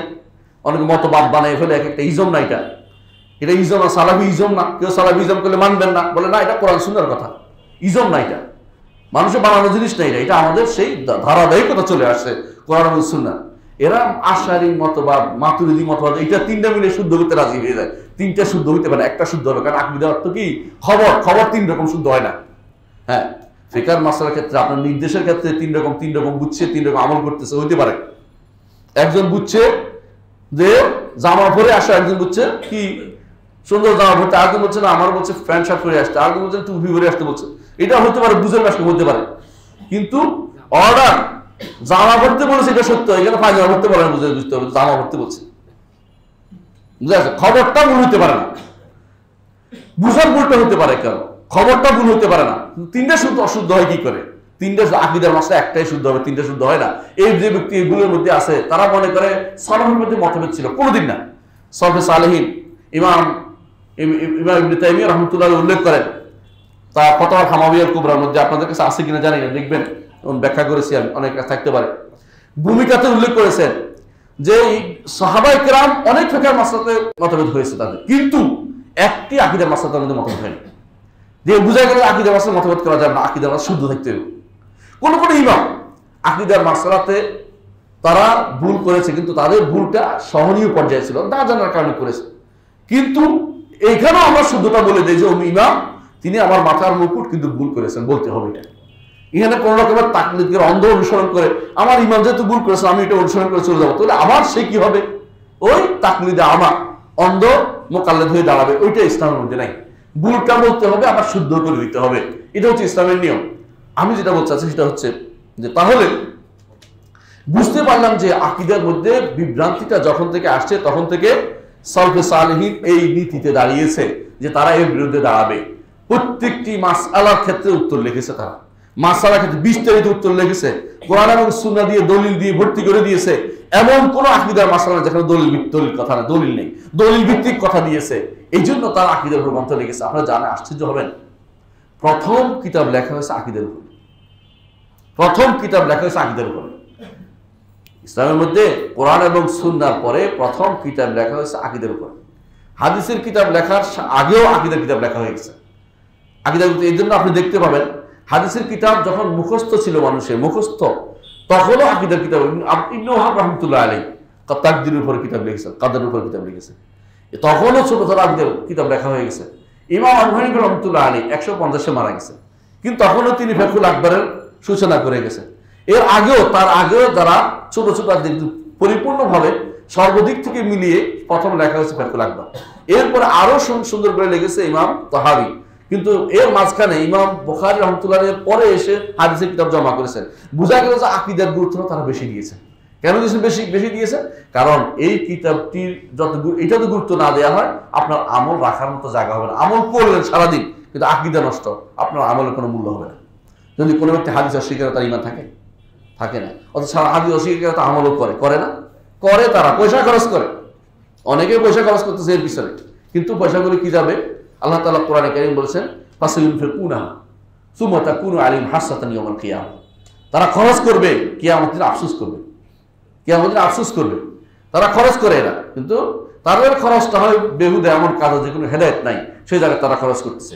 তাহলে দেখা গেল যে আকীদার এই ভিতরে যারা নষ্ট করছে এদের বিরুদ্ধে সালফে সালিহিন দাঁড়িয়েছেন এবং তাবেঈনরা গ্রন্থ লিখেছেন। আতবাউ তাবেঈনদের মধ্যে সেই গ্রন্থ লিখেছে, অনেক গ্রন্থ লেখা হয়েছে। ইমাম আহমদ ইবনে হাম্বল একদিকে হাদিসের কিতাব লিখেছেন, একদিকে আকীদার কিতাব লিখেছেন। আহমদ ইবনে হাম্বল থেকে কোনো ফিকহের কিতাব নাই, বুঝছেন তো? আকীদার কিতাব লিখেছেন, কিন্তু আর কি লিখেছেন? হাদিসের কিতাব লিখেছেন। ঠিক সালাফ দেশে প্রত্যেকেই কাজটি করেছেন। ইমাম বুখারী রাহমাতুল্লাহ আলাইহি তিনি তার সহিহ বুখারী দিয়ে এক নজর তাকান, পুরোটাই আকীদার কিতাব, মূলত পুরোটা আকীদার কিতাব। দেখবেন শুরু করেছে কি দিয়ে? ওহী দিয়ে, তারপর ঈমান দিয়ে। ওহী ঈমান একসাথে আনছে, কারণ ওহী ছাড়া কোনো মুক্তি নেই। ওহী ছাড়া কোনো কিছু আপনি জীবনে কোনদিন সমাধান পাবেন না। যদি আপনি যুক্তির পিছনে চলেন, তথাকথিত গ্রিক দর্শনের পিছনে চলেন, ইলমুল কালামের পিছনে চলেন, আপনি পথভ্রষ্ট হবেন, কোনো সন্দেহ নেই, কোনো সন্দেহ নেই। আপনাকে কেউ আর ফিরিয়ে আনতে পারবে না। আমার ওস্তাদ শেখ মোহাম্মদ বিন রবিয়া মাদখালি হাফেজাহুল্লাহ তিনি একদিন আমাকে গল্প করে বলছিলেন, বলছে আমরা রিয়াদে গেছি শেখ ওবায়লানের সাথে দেখা করবো, ওবায়লানের সাথে দেখা করবো। তো যাওয়ার সময় এক রাস্তায় যাইয়া একটা, জানেন তো রাস্তার পাশে ভাঙ্গা আছে, বেরোতে হয়, কাঁচরা বলে এটাকে। তো আমরা একটা রাস্তা ভুলে গেছি, চোখে দেখি নাই, সামনে রাস্তা দিয়ে ঢুকছি, সারা রাত ধরে ঢুকছি, কি বাড়ি তো চিনি না। কারণ কি, মূল রাস্তা হারিয়ে ফেলছে যে, মূল রাস্তা হারিয়ে ফেলছে যে। এখন যে রাস্তায় ঢুকছে ওই রাস্তা আর আমাকে এই রাস্তা নিয়ে যাচ্ছে না, কারণ আরেক দিকে নিয়ে যাচ্ছে। ঠিক আকীদা হচ্ছে এরকম। আপনি আকীদা হারাচ্ছেন তো, আপনি ওহী হারাচ্ছেন তো, আপনি এরপর আর যেটাই খুঁজেন না কেন আপনি শান্তি পাবেন না। ওহীর মধ্যে আপনার শান্তি রয়েছে, এর মধ্যে ইতমিনান প্রশান্তি রয়েছে, এর মাধ্যমে আপনার ঈমানটা তাজা থাকবে। এটার উপর আপনার সন্তান থাকলে আপনার সন্তান হেদায়েতের উপর থাকবে। এর বাইরে আপনার সন্তান দুনিয়ার যত আজে বাজে জ্ঞান শিখতেছে, ওই জ্ঞান দিয়ে সে কোন হেদায়েত পাবে না, তাহলে পাবেও না কোন হেদায়েত। এই হেদায়েত পেতে হলে আপনাকে ওই জায়গায় ফিরে আসতে হবে যেখানে ওহী। ইমাম বুখারী রাহমাতুল্লাহ আলাইহি কিতাবুল ওহী দিয়ে শুরু করেছে, তারপর কি কিতাবুল ঈমান। আর কিতাবুল ঈমান তিনি এমন এক কিতাব লিখেছেন যে এই কিতাব আপনি বলতে পারেন যে ঈমানের মধ্যে শ্রেষ্ঠ কিতাব। কারণ তিনি বলেছেন আমি 1000 মুহাদ্দিস থেকে হাদিস নিয়েছি, কিন্তু এমন কারো থেকে হাদিস নেয়নি যে ব্যক্তি বলবে আল ঈমানু লা ইয়াজিদু ওয়া লা ইয়ানকুস, ঈমান বাড়ে না কমে না, তার থেকে হাদিস নেয়নি। এমন কারো থেকে হাদিস নেয়নি যে ব্যক্তি বলবে না ঈমান কথা ও কাজের নাম নয়, এমন কথা বলে তার থেকে হাদিস নেয়নি। কথা ও কাজ দুইটাই ঈমান। কারণ কথা দুইটা, কাজ দুইটা, কাজ তিনটা, এই 5টা জিনিস সাব্যস্ত করতে হইব। আমরা সাব্যস্ত করি অন্তরের কথা, অন্তরের কাজ, মুখের কথা, মুখের কাজ। অন্তরের কথা কি? কালিমাতু লা ইলাহা ইল্লাল্লাহ অন্তরে ধারণ করা। অন্তরের কাজ কি? ভালোবাসা, আশা, ভয়, তাওয়াক্কুল, এগুলি অন্তরের কাজ। এগুলি আমাদের ঈমানের অংশ বলে আমরা মনে করি। আর মুখের কথা কি? সাক্ষ্য দেয়া লা ইলাহা ইল্লাল্লাহ। আর মুখের কাজ কি? সুবহানাল্লাহ, আলহামদুলিল্লাহ, লা ইলাহা ইল্লাল্লাহ, আল্লাহু আকবার, লা হাওলা ওয়ালা কুওয়াতা ইল্লা বিল্লাহ, এগুলি সব হচ্ছে মুখের কাজ। আর অঙ্গ প্রত্যঙ্গের আমল কি? সালাত, যাকাত, সাওম, হজ, এগুলো সবগুলি ঈমান। এই জন্য দেখবেন ওনার কিতাবের মধ্যে উনি বুখারী রাহমাতুল্লাহ আলাইহি বাবুল as-সালাতু মিনাল ঈমান, বাবুল আয-যাকাতু মিনাল ঈমান, বা সবই ঈমান অন্তর্ভুক্ত করেছে। কারণ আমল যদি ঈমান অন্তর্ভুক্ত যারা করবে না তাকে হাদিস জানেন না একটা। এত কষ্ট করেছেন কেন? আকীদা ঠিক রাখার জন্য। আকীদা ঠিক রেখে তিনি হাদিস এনেছেন। বুঝে আসছে কথাটা? এই জন্য আপনি দেখবেন বুখারী রাহমাতুল্লাহ আলাইহি আকীদার মাসআলায় তিনি ছিলেন পাহাড়ের পর্বতের মধ্যে দাঁড়িয়েছিলেন। ওনার বিরোধীরা ওনাকে বের করে দিয়েছে, দেশ থেকে ক্ষতি করে নাই। বিরোধীকে কেউ স্মরণ করে না, রাহিমাহুল্লাহ বলে না। ইমাম বুখারী কিয়ামত পর্যন্ত রাহিমাহুল্লাহ পাবে, তাকে সবাই ভালোবাসবে, কারণ তিনি আকীদার সিফা সালাত ছিলেন, সত্যিকারের সিফা সালাত। শুরু করেছেন ঈমান দিয়ে, ভিতরে ভিতরে হাদিসের ভিতরে এমন অধ্যায় বিন্যাস করেছেন যে চিন্তাও করেন এখন এত অধ্যায় বিন্যাস করেছেন। এটা ইমাম বুখারী রাহমাতুল্লাহ আলাইহি। শেষে এসে আবার একটা কিতাব লিখেছেন, কিতাবুত তাওহীদ। অর্থাৎ আপনি ঈমান তো আছে, শেষে আবার তাওহীদ শিক্ষা দিয়েছে। সেখানে প্রতিটা অধ্যায় বিন্যাস করেছে সহিহ বিশুদ্ধ আকীদা শিক্ষা দেওয়ার জন্য। বিশুদ্ধ আকীদা শিক্ষার অর্থ সেখানে একটা অধ্যায় বিন্যাস করেছে। যেমন দেখেন, ইন্না লিল্লাহি আইনাইন, আল্লাহর দুটি চোখ আছে সাব্যস্ত করো, আল্লাহর চেহারা আছে সাব্যস্ত করেছে। ওটার ভিতরে হাদিস নিয়ে আসছে, কোরআন নিয়ে আসছে, আল্লাহর গুণগুলির জন্য হাদিস নিয়ে আসছে। ইমাম বুখারী রাহমাতুল্লাহ আলাইহি এই কাজটি করেছে কি জন্য? আমাদের শিক্ষা দেওয়ার জন্য যে এগুলো অস্বীকার করা যাবে না, এগুলি মুতাজিলা অস্বীকার করতেছে। মুতাজিলাদের চালা চামুন্ডা হচ্ছে পরবর্তী অনুসারীরা, যারা যে কেউ আল্লাহর সিফাত অস্বীকার করবে তারা মুতাজিলাদের কি ওদের অনুসারী মূলত। মুখে যতই অস্বীকার করে না কেন, তাদের যে নীতি গ্রহণ করে নিয়েছে বলেই তারা আজ বিপথে আছে, ভুল পথে আছে। যারা মনে করে বিবেককে প্রাধান্য দিতে হবে, আকলকে প্রাধান্য দিতে হবে ওহীর উপরে, ওহীর উপরে যা কিছু প্রাধান্য দিবে, যে একজন মনে করে সে বিভ্রান্ত হবে। ওহীর উপরে কোনো কিছু প্রাধান্য পেতে পারে না, ওহীর উপরে কোনো কিছু প্রাধান্য পেতে পারে না, ওহীর উপরে কোনো কিছু প্রাধান্য যে দিবে সে বিভ্রান্ত হবে। এই নীতিতে চলে এসেছে। আমাদের আলেমরা কিতাব লিখেছে, আকীদা নামে কিতাব লিখেছে, সুন্নাহ নামে কিতাব লিখেছে, ঈমান নামে কিতাব লিখেছে, ফিকহুল আকবার নামে কিতাব লিখেছে, তাওহীদ নামে কিতাব লিখেছে এবং উসুলুদ্দিন নামেও কিতাব লিখেছে, উসুলুদ্দিন নামেও কিতাব লিখেছে। এই কিতাবগুলি 6 রকমের কিতাব, 7 রকমের কিতাব আমাদের সবাই। এই কিতাবগুলি শত কিতাব সমাহার আকীদার উপরে। আমরা কয়টা পড়েছি? শত কিতাব লিখেছে, শত কিতাব। সালাফদের মধ্যে কেউ কেউ আকীদার উপরে ছোট্ট ছোট্ট বই লিখেছে। এইগুলিকে একসাথ করে ইমাম লালকাই রহমতুল্লাহ আলাইহি তার একটা কিতাব আছে যে উসুল ইতিকাদ আহলুস সুন্নাহ ওয়াল জামাআহ, সেটার ভিতরে সবগুলো নিয়ে আসছে, 5 খণ্ডে বিশাল আকীদা কিতাব নিয়ে আসছে। এরকম যুগ যুগ আলেমরা কিতাব লিখেছে। মদিনা ইউনিভার্সিটি যারা পড়ে তারা জানে একটা ছোট্ট বিষয়ের উপর একটা বিষয় ফেসালা হয়েছে, ছোট্ট বিষয় নিয়ে। তাহলে বোঝা গেল আকীদার এই বিষয়গুলোকে যারা অস্বীকার করবে, আকীদার বিষয়ে যারা গুরুত্ব দিবে না, তারা আমাদের সাল্লাল্লাহু আলাইহি ওয়াসাল্লামের অনুসারী হতে পারে না। মুখে যতই তাদের নাম যাই হোক না কেন, সালাফদের অনুসারী হতে পারে না। যারা আকীদার বিষয়ে গুরুত্ব দিবে না, সালাফদের অনুসারী হতে পারে না। এই জন্য কোন আলেম যদি কেউ দেখছেন যে আকীদার গুরুত্ব দেয় না, ওর থেকে হাত দিয়ে ফেলেন, সঙ্গে সঙ্গে বলার থেকে আমার কিছু শোনার দরকার নাই। দুনিয়ার এমন এমন আজে বাজে তাবিল নিয়ে আসবে যেগুলো কোনো ইমানদার করতে পারে না। এরা আবার মনে করে তারা আলেম হয়েছে, কোনোদিন না। এরা বক্তা হতে পারে, আলেম হতে পারে না। আলেম হওয়ার জন্য আকীদার জ্ঞান থাকতে হবে মাস্ট প্রথম। কারণ কার উপর বিশ্বাস করছেন, কি বিশ্বাস করছেন, ওই জ্ঞান না থাকলে আপনি বাকি সবগুলি বের হতে যাবে, কোনো কাজ লাগবে না। সুতরাং আপনাকে আকীদার জ্ঞান রাখতেই হবে। আকীদার জ্ঞান যে সমস্ত কিতাব লেখা হয়েছে এর মধ্যে একটা আমি এতক্ষণ পর্যন্ত যে কথা বলতে চাচ্ছি, এই কিতাবটি হচ্ছে এতগুলি কিতাবের মধ্যে একটা, যে কিতাবের মধ্যে ইমাম ইবনে কুদামা আল মাকদিসি রাহমাতুল্লাহ আলাইহি তিনি আকীদাকে তুলে ধরেছেন। আশ্চর্য হবেন, আমাদের দেশে আকীদার কিতাব পড়ানো হয়তো, কিন্তু তারা কোনোদিন আল্লাহর নাম গুণ সম্পর্কে ভালো কোনো তথ্য দিতে পারে না। ইমাম কিন্তু শুরুতেই এই বিষয়টাকে ন্যস্ত করেছেন, না আকীদার প্রথম থেকে না আল্লাহ তাআলা নাম গুণগুলি তুলে ধরেছেন। কারণ জানেন যে আল্লাহকে চিনতে হলে নাম এবং গুণের মাধ্যমে চিনতে হবে। আপনার নাম কি? তানজিল। তানজিলকে যদি আমি না দেখতাম, নাম শুনতাম, তখন কি বলতাম তানজিল কিরকম? আপনি তানজিল কিরকম আমি কিভাবে বুঝতাম? বুঝতে হলে বলতে হবে তানজিল এমন একটা ছেলে যার গায়ের মধ্যে একটা নীল জামার আছে, তাই তো?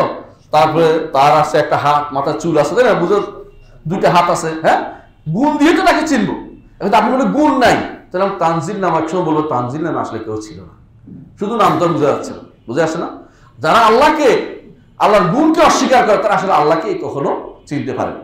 আল্লাহর মারফত অর্জনের চেয়ে বড় কিছু পৃথিবীতে আর নাই। আল্লাহকে চেনাচ্ছে, আল্লাহকে চেনার জন্য আল্লাহ ওহী দিয়েছেন, নবী পাঠিয়েছেন, কিতাব পাঠিয়েছেন, আর আপনি অস্বীকার করতেছেন যে এইগুলি থেকে হেদায়েত নেওয়া যাবে না। হেদায়েত নিতে হবে কোত্থেকে? বিবেক থেকে, গ্রিক দর্শন থেকে, অমুক থেকে, তমুক থেকে। এই জন্য আপনি দেখবেন অনেকেই আছে আপনাদের মধ্যে আলেম ওলামা আছেন, একটা কিতাব আছে সেটা হলো আকাইদুন নাসাফিয়া, নাম শুনেছেন? ফাজিলে পড়ানো হয় এবং বিভিন্ন মাদ্রাসাগুলোতে, কওমি মাদ্রাসাগুলোতে পড়ানো হয় আকাইদুন নাসাফিয়া। এই প্রথম অংশে একটা আয়াত পাবেন, একটা হাদিস পাবেন না। অর্ধেকের মধ্যে কোনো আয়াত হাদিস নেই। কদ্দুর পর্যন্ত, মৃত্যুর আগ পর্যন্ত কোনো আয়াত হাদিসের কথা বলা হয়নি। মরার পরে আয়াত হাদিসের কাজ আসছে, মরার পরে আযাব হবে, এটা কথা কোরআনে বলছে বলে। মৃত্যুর আগ পর্যন্ত আল্লাহর অস্তিত্ব, আল্লাহর গুণাগুণ এগুলোর ভিতরে হাদিস দিয়ে কোনো দলিল দেওয়া যাবে না। কোন দলিল দিলে গ্রহণ করা হবে না। সুবহানাল্লাহ। যে নবী আমাদেরকে শিক্ষা দিয়েছেন কোরআন, যে নবীর হাদিস দিয়ে সাহাবায়ে কেরাম দলিল দিয়েছেন, ইমামরা দলিল দিয়েছেন, ফিকহের ইমামরা, হাদিসের ইমামরা দলিল দিয়েছেন, যুগে যুগে আলেমরা কথা বলেছেন, হাদিস ওয়াজ করেছেন, এখন তাদের কাছে এসে এগুলি গ্রহণযোগ্য দলিল হলো না।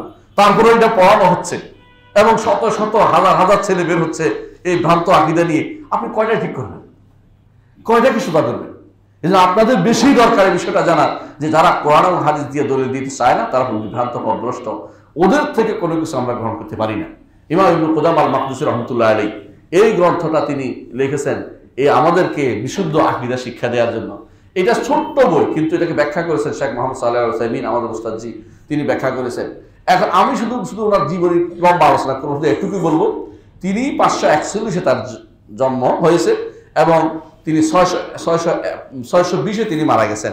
620-এ তিনি মারা গেছেন, অর্থ হচ্ছে প্রায় 80 বছরের কাছাকাছি, 71 বছরের কাছাকাছি তিনি জীবিত ছিলেন। আলহামদুলিল্লাহ এই সময় তিনি উম্মতকে অনেক কিছু দিয়েছেন, অনেক কিছু আল্লাহর পক্ষ থেকে তার জন্য মঞ্জুর ছিল, তিনি কাজটা করতে পেরেছেন।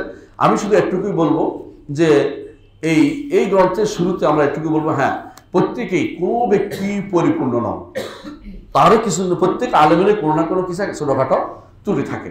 এর মধ্যে কিছু ত্রুটি তার হয়েছে, হয় না যে এমন না, কিন্তু 90-95% ভালো। সুতরাং আমরা সেটা উল্লেখ করবো, যেখানে কোনো সমস্যা থাকে সেখানে আমরা উল্লেখ করব। আমরা কোনো অন্ধ নই, আমরা কোনো অন্ধ মোকাল্লেদ নই যে আমরা সব ভুল করে নিব সব। হ্যাঁ, তবে আমাদেরকে সহি আকীদা জানতে হবে, আলেমদের সম্মান করতে হবে। যাদের ভুল বেশি তাদেরকে আমরা ভুল বেদাতি আলেম বলি, যাদের শুদ্ধ বেশি তারা আহলে সুন্নাহর আলেম, তবে তাদের ভুলটা উল্লেখ করি। মানহাজ বুঝছেন? যাদের ভুল শুদ্ধ বেশি তারা আমাদের আলেম, ভুলটাকে ধরিয়ে দেই। যেমন ইবনে হাজার আমাদের আলেম আমরা বলি, কারণ তার ভুলটাকে ধরিয়ে দিই, ইবনে হাজার রহমতুল্লাহ আলাইহি, বুঝছেন? কিন্তু তার ভুল আছে। ঠিক অনুভাবে খোদা মাকদিসি তার 90% বলতে 99% শুদ্ধ। দুই একটা মাসআলাতে কি হয়েছে, উনি হয়তো অস্পষ্টতা রেখেছেন, সরাসরি বিরোধিতা করছেন আমরা বলবো না, অস্পষ্টতা রেখেছেন, স্পষ্ট করে দেবো ইনশাআল্লাহ আমরা সেটা ছাড়া।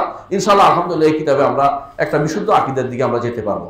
এই কিতাবের শুরুতেই তিনি প্রথমে যে জিনিসটা উল্লেখ করেছেন, আল্লাহর নামগুলি নিয়ে একটু গুরুত্ব আলোচনা করেছেন, কারণ এই জায়গাতে এসে প্রথম একটি গোষ্ঠী সরাসরি বিরোধিতা করেছে আল্লাহ তাআলার ব্যাপারে। কারণ আমরা জানি আকীদার মূল বিষয় কয়টা? 5টা। কি? আল্লাহ তাআলার সত্তা, নাম, গুণ, কর্ম, অধিকার। আহসানতা, বারাকাল্লাহু ফিক। এর মধ্যে 5টা জিনিসের মধ্যে আল্লাহ তাআলার জাতকে অস্বীকার কিন্তু কেউ করে নাই, শুধুমাত্র কিছু ফালাসাফারা, দার্শনিকরা করেছে। কি করতো তারা? তারা বলতো যে আল্লাহ তাআলার সত্তা আলাদা করা যাবে না। কেন? কারণ ইল্লত ও মালুলের মতো। ইল্লত মালুল বুঝেন কিনা আমি বুঝাই বলি।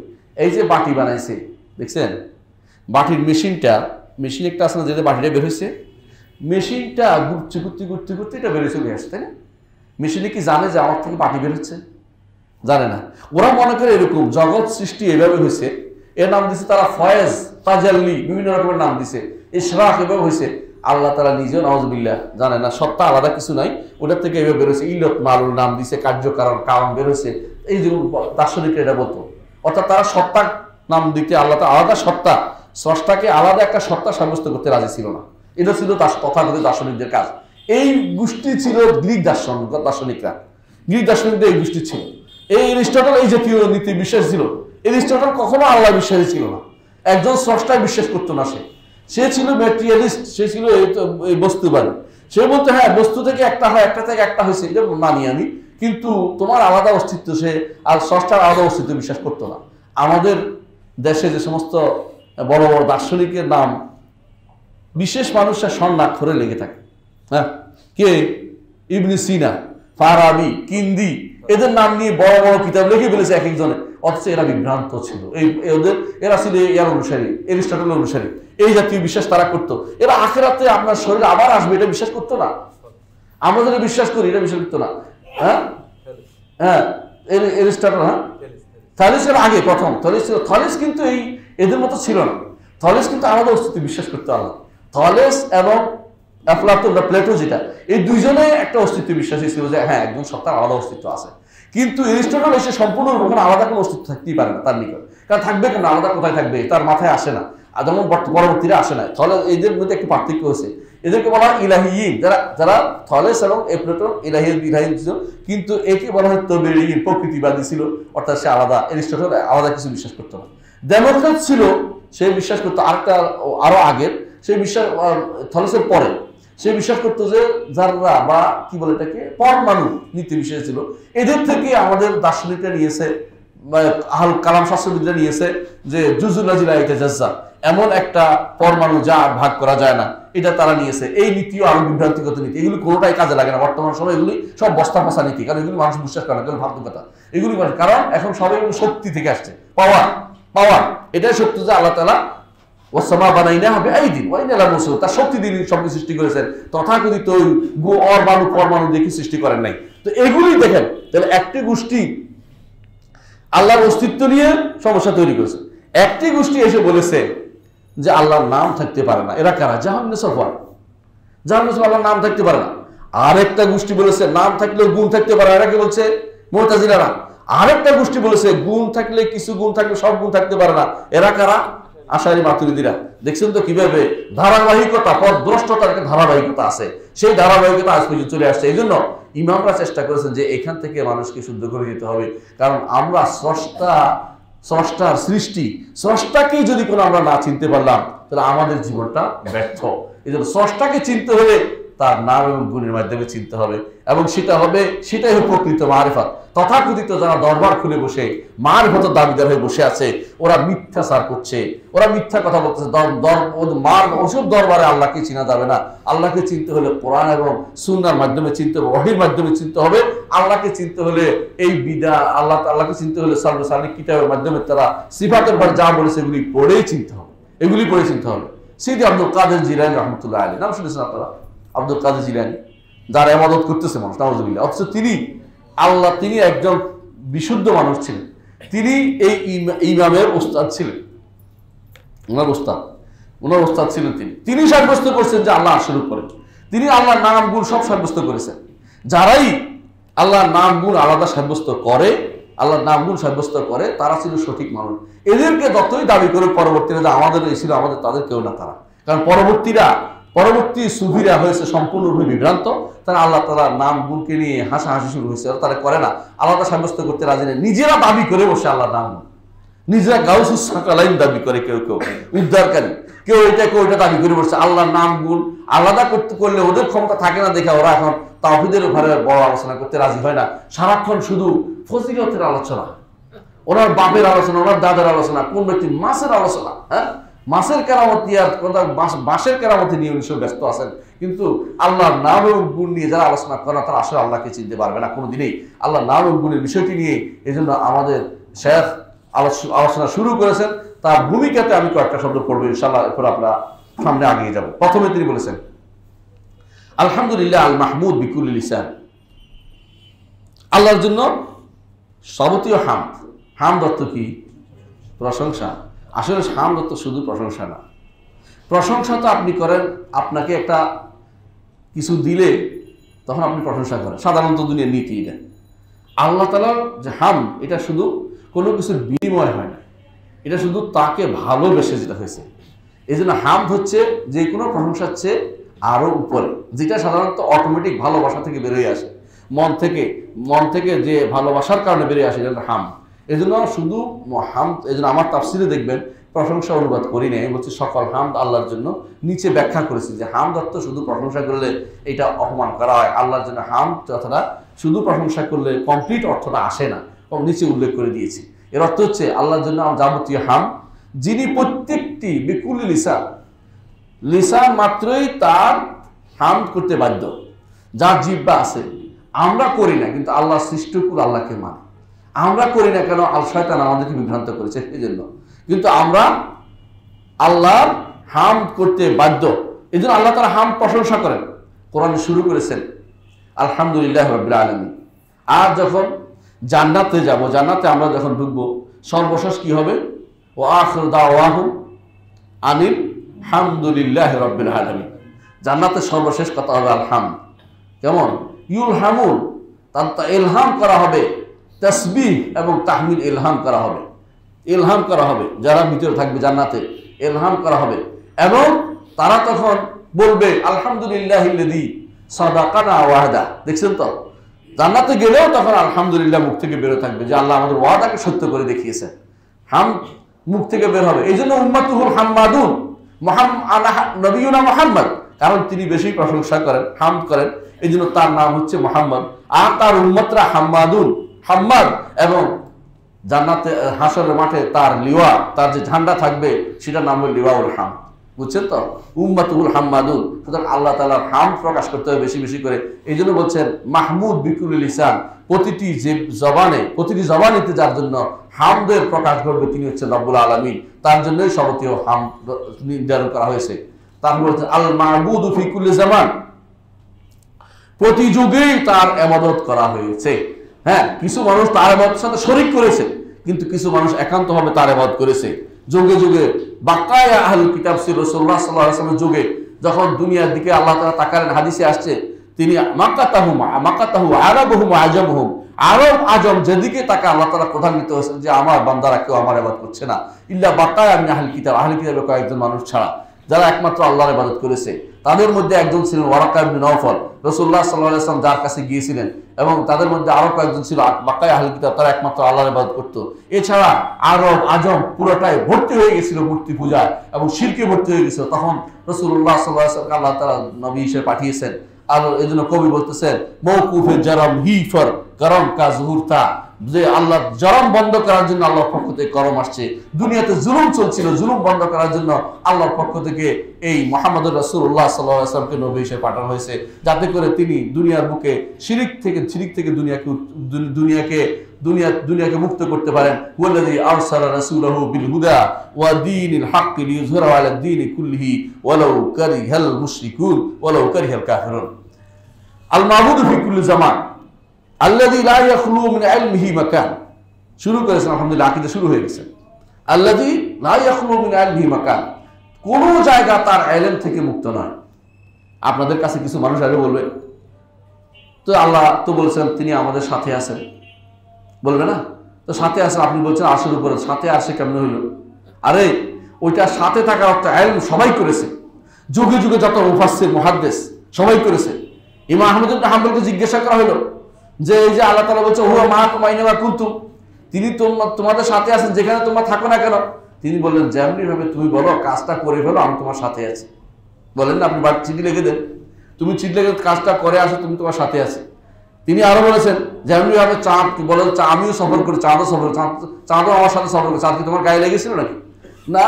এর অর্থ তিনি আরশের উপর থেকেও তোমার সম্পর্কে সবকিছু জানেন। বিআইলমিহি সমস্ত মুফাসসির অনুবাদ করেছে, কেউ আলহামদুলিল্লাহ কোনো মুফাসসির এই অনুবাদ করে নাই যে স্রষ্টা সৃষ্টির ভিতরে অনুবাদ করে নাই। এরা যারা কোত্থেকে নিয়েছে, এরা কিছুই থেকে নেয় নাই। ইলমের দৈন্যতা আছে এদের মধ্যে, জ্ঞানের দৈন্যতা আছে। কোনো মুফাসসির ব্যাখ্যা করে নাই, যুগে যুগে যত আলেম ছিল কেউ ব্যাখ্যা করে নাই যে আল্লাহ তাআলা তিনি সৃষ্টির ভিতরে, এটা কেউ বলে নাই। তবে সমস্ত স্থান সম্পর্কে তিনি জানেন। আমরা এখানে কথা বলছি, তিনি জানেন কিনা? অবশ্যই জানেন। রাতের অন্ধকারে কোথায় কি হয় তিনি জানেন।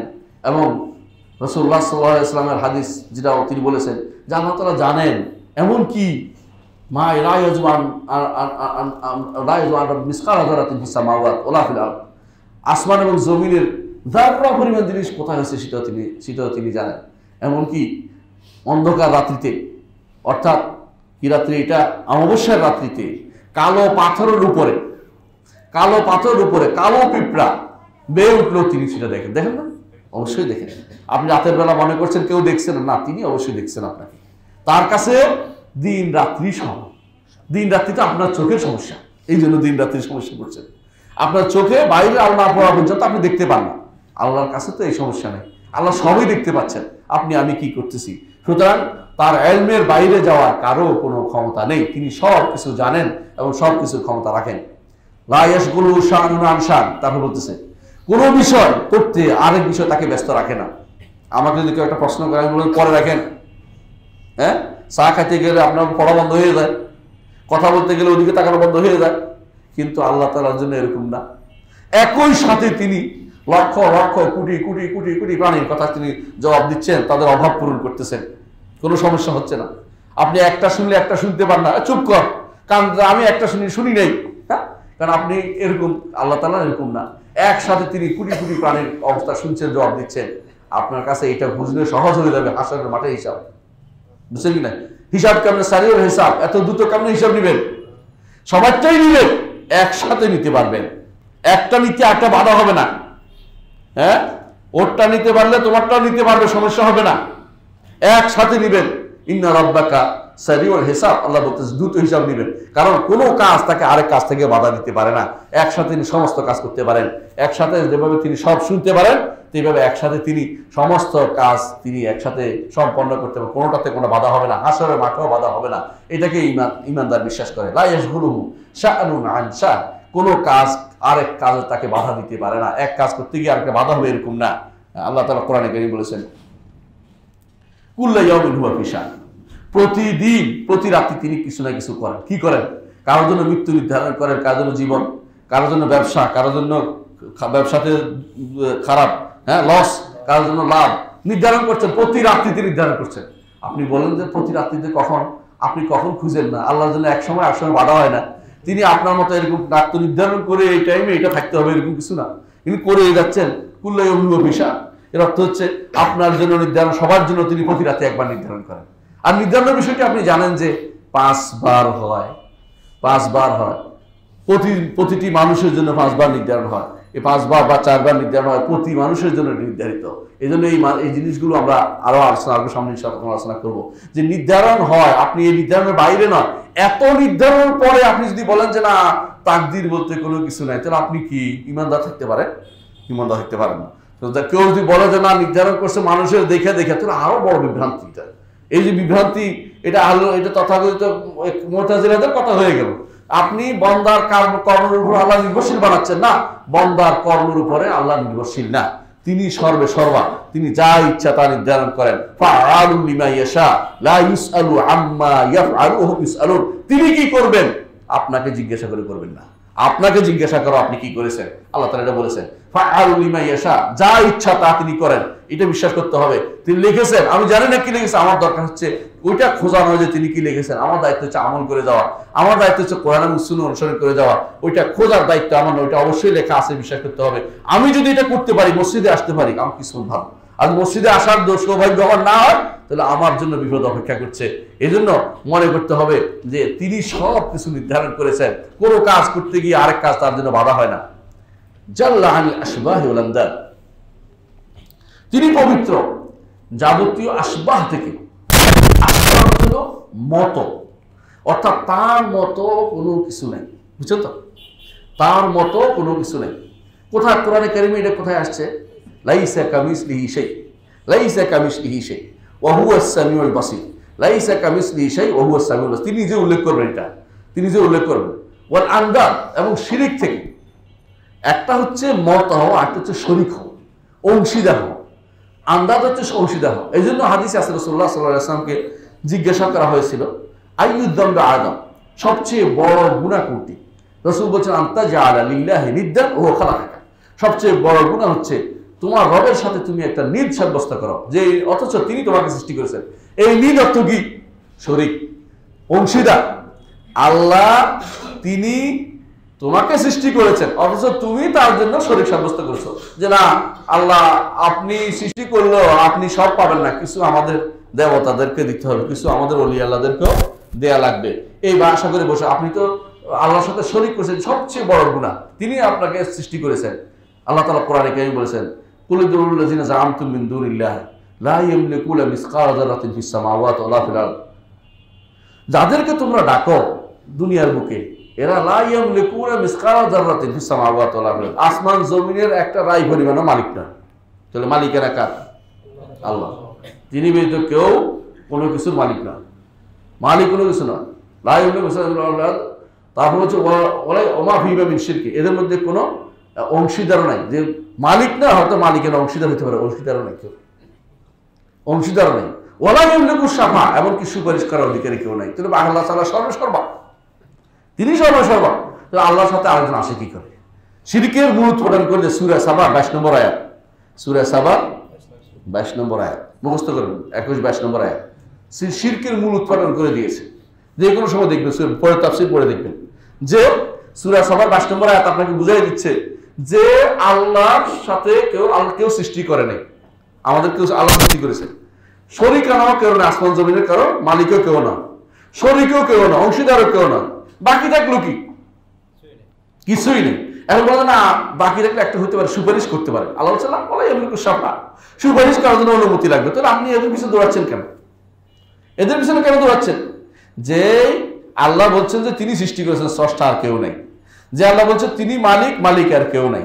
যে আল্লাহ বলছেন তিনি সবকিছু একচ্ছত্র অধিপতি, তার সাথে কেউ শরীক আর শরীকও নাই। তাহলে আপনি কে? আপনি কিছুই নেই, আর কেউ কিছু না, একমাত্র আল্লাহ সব।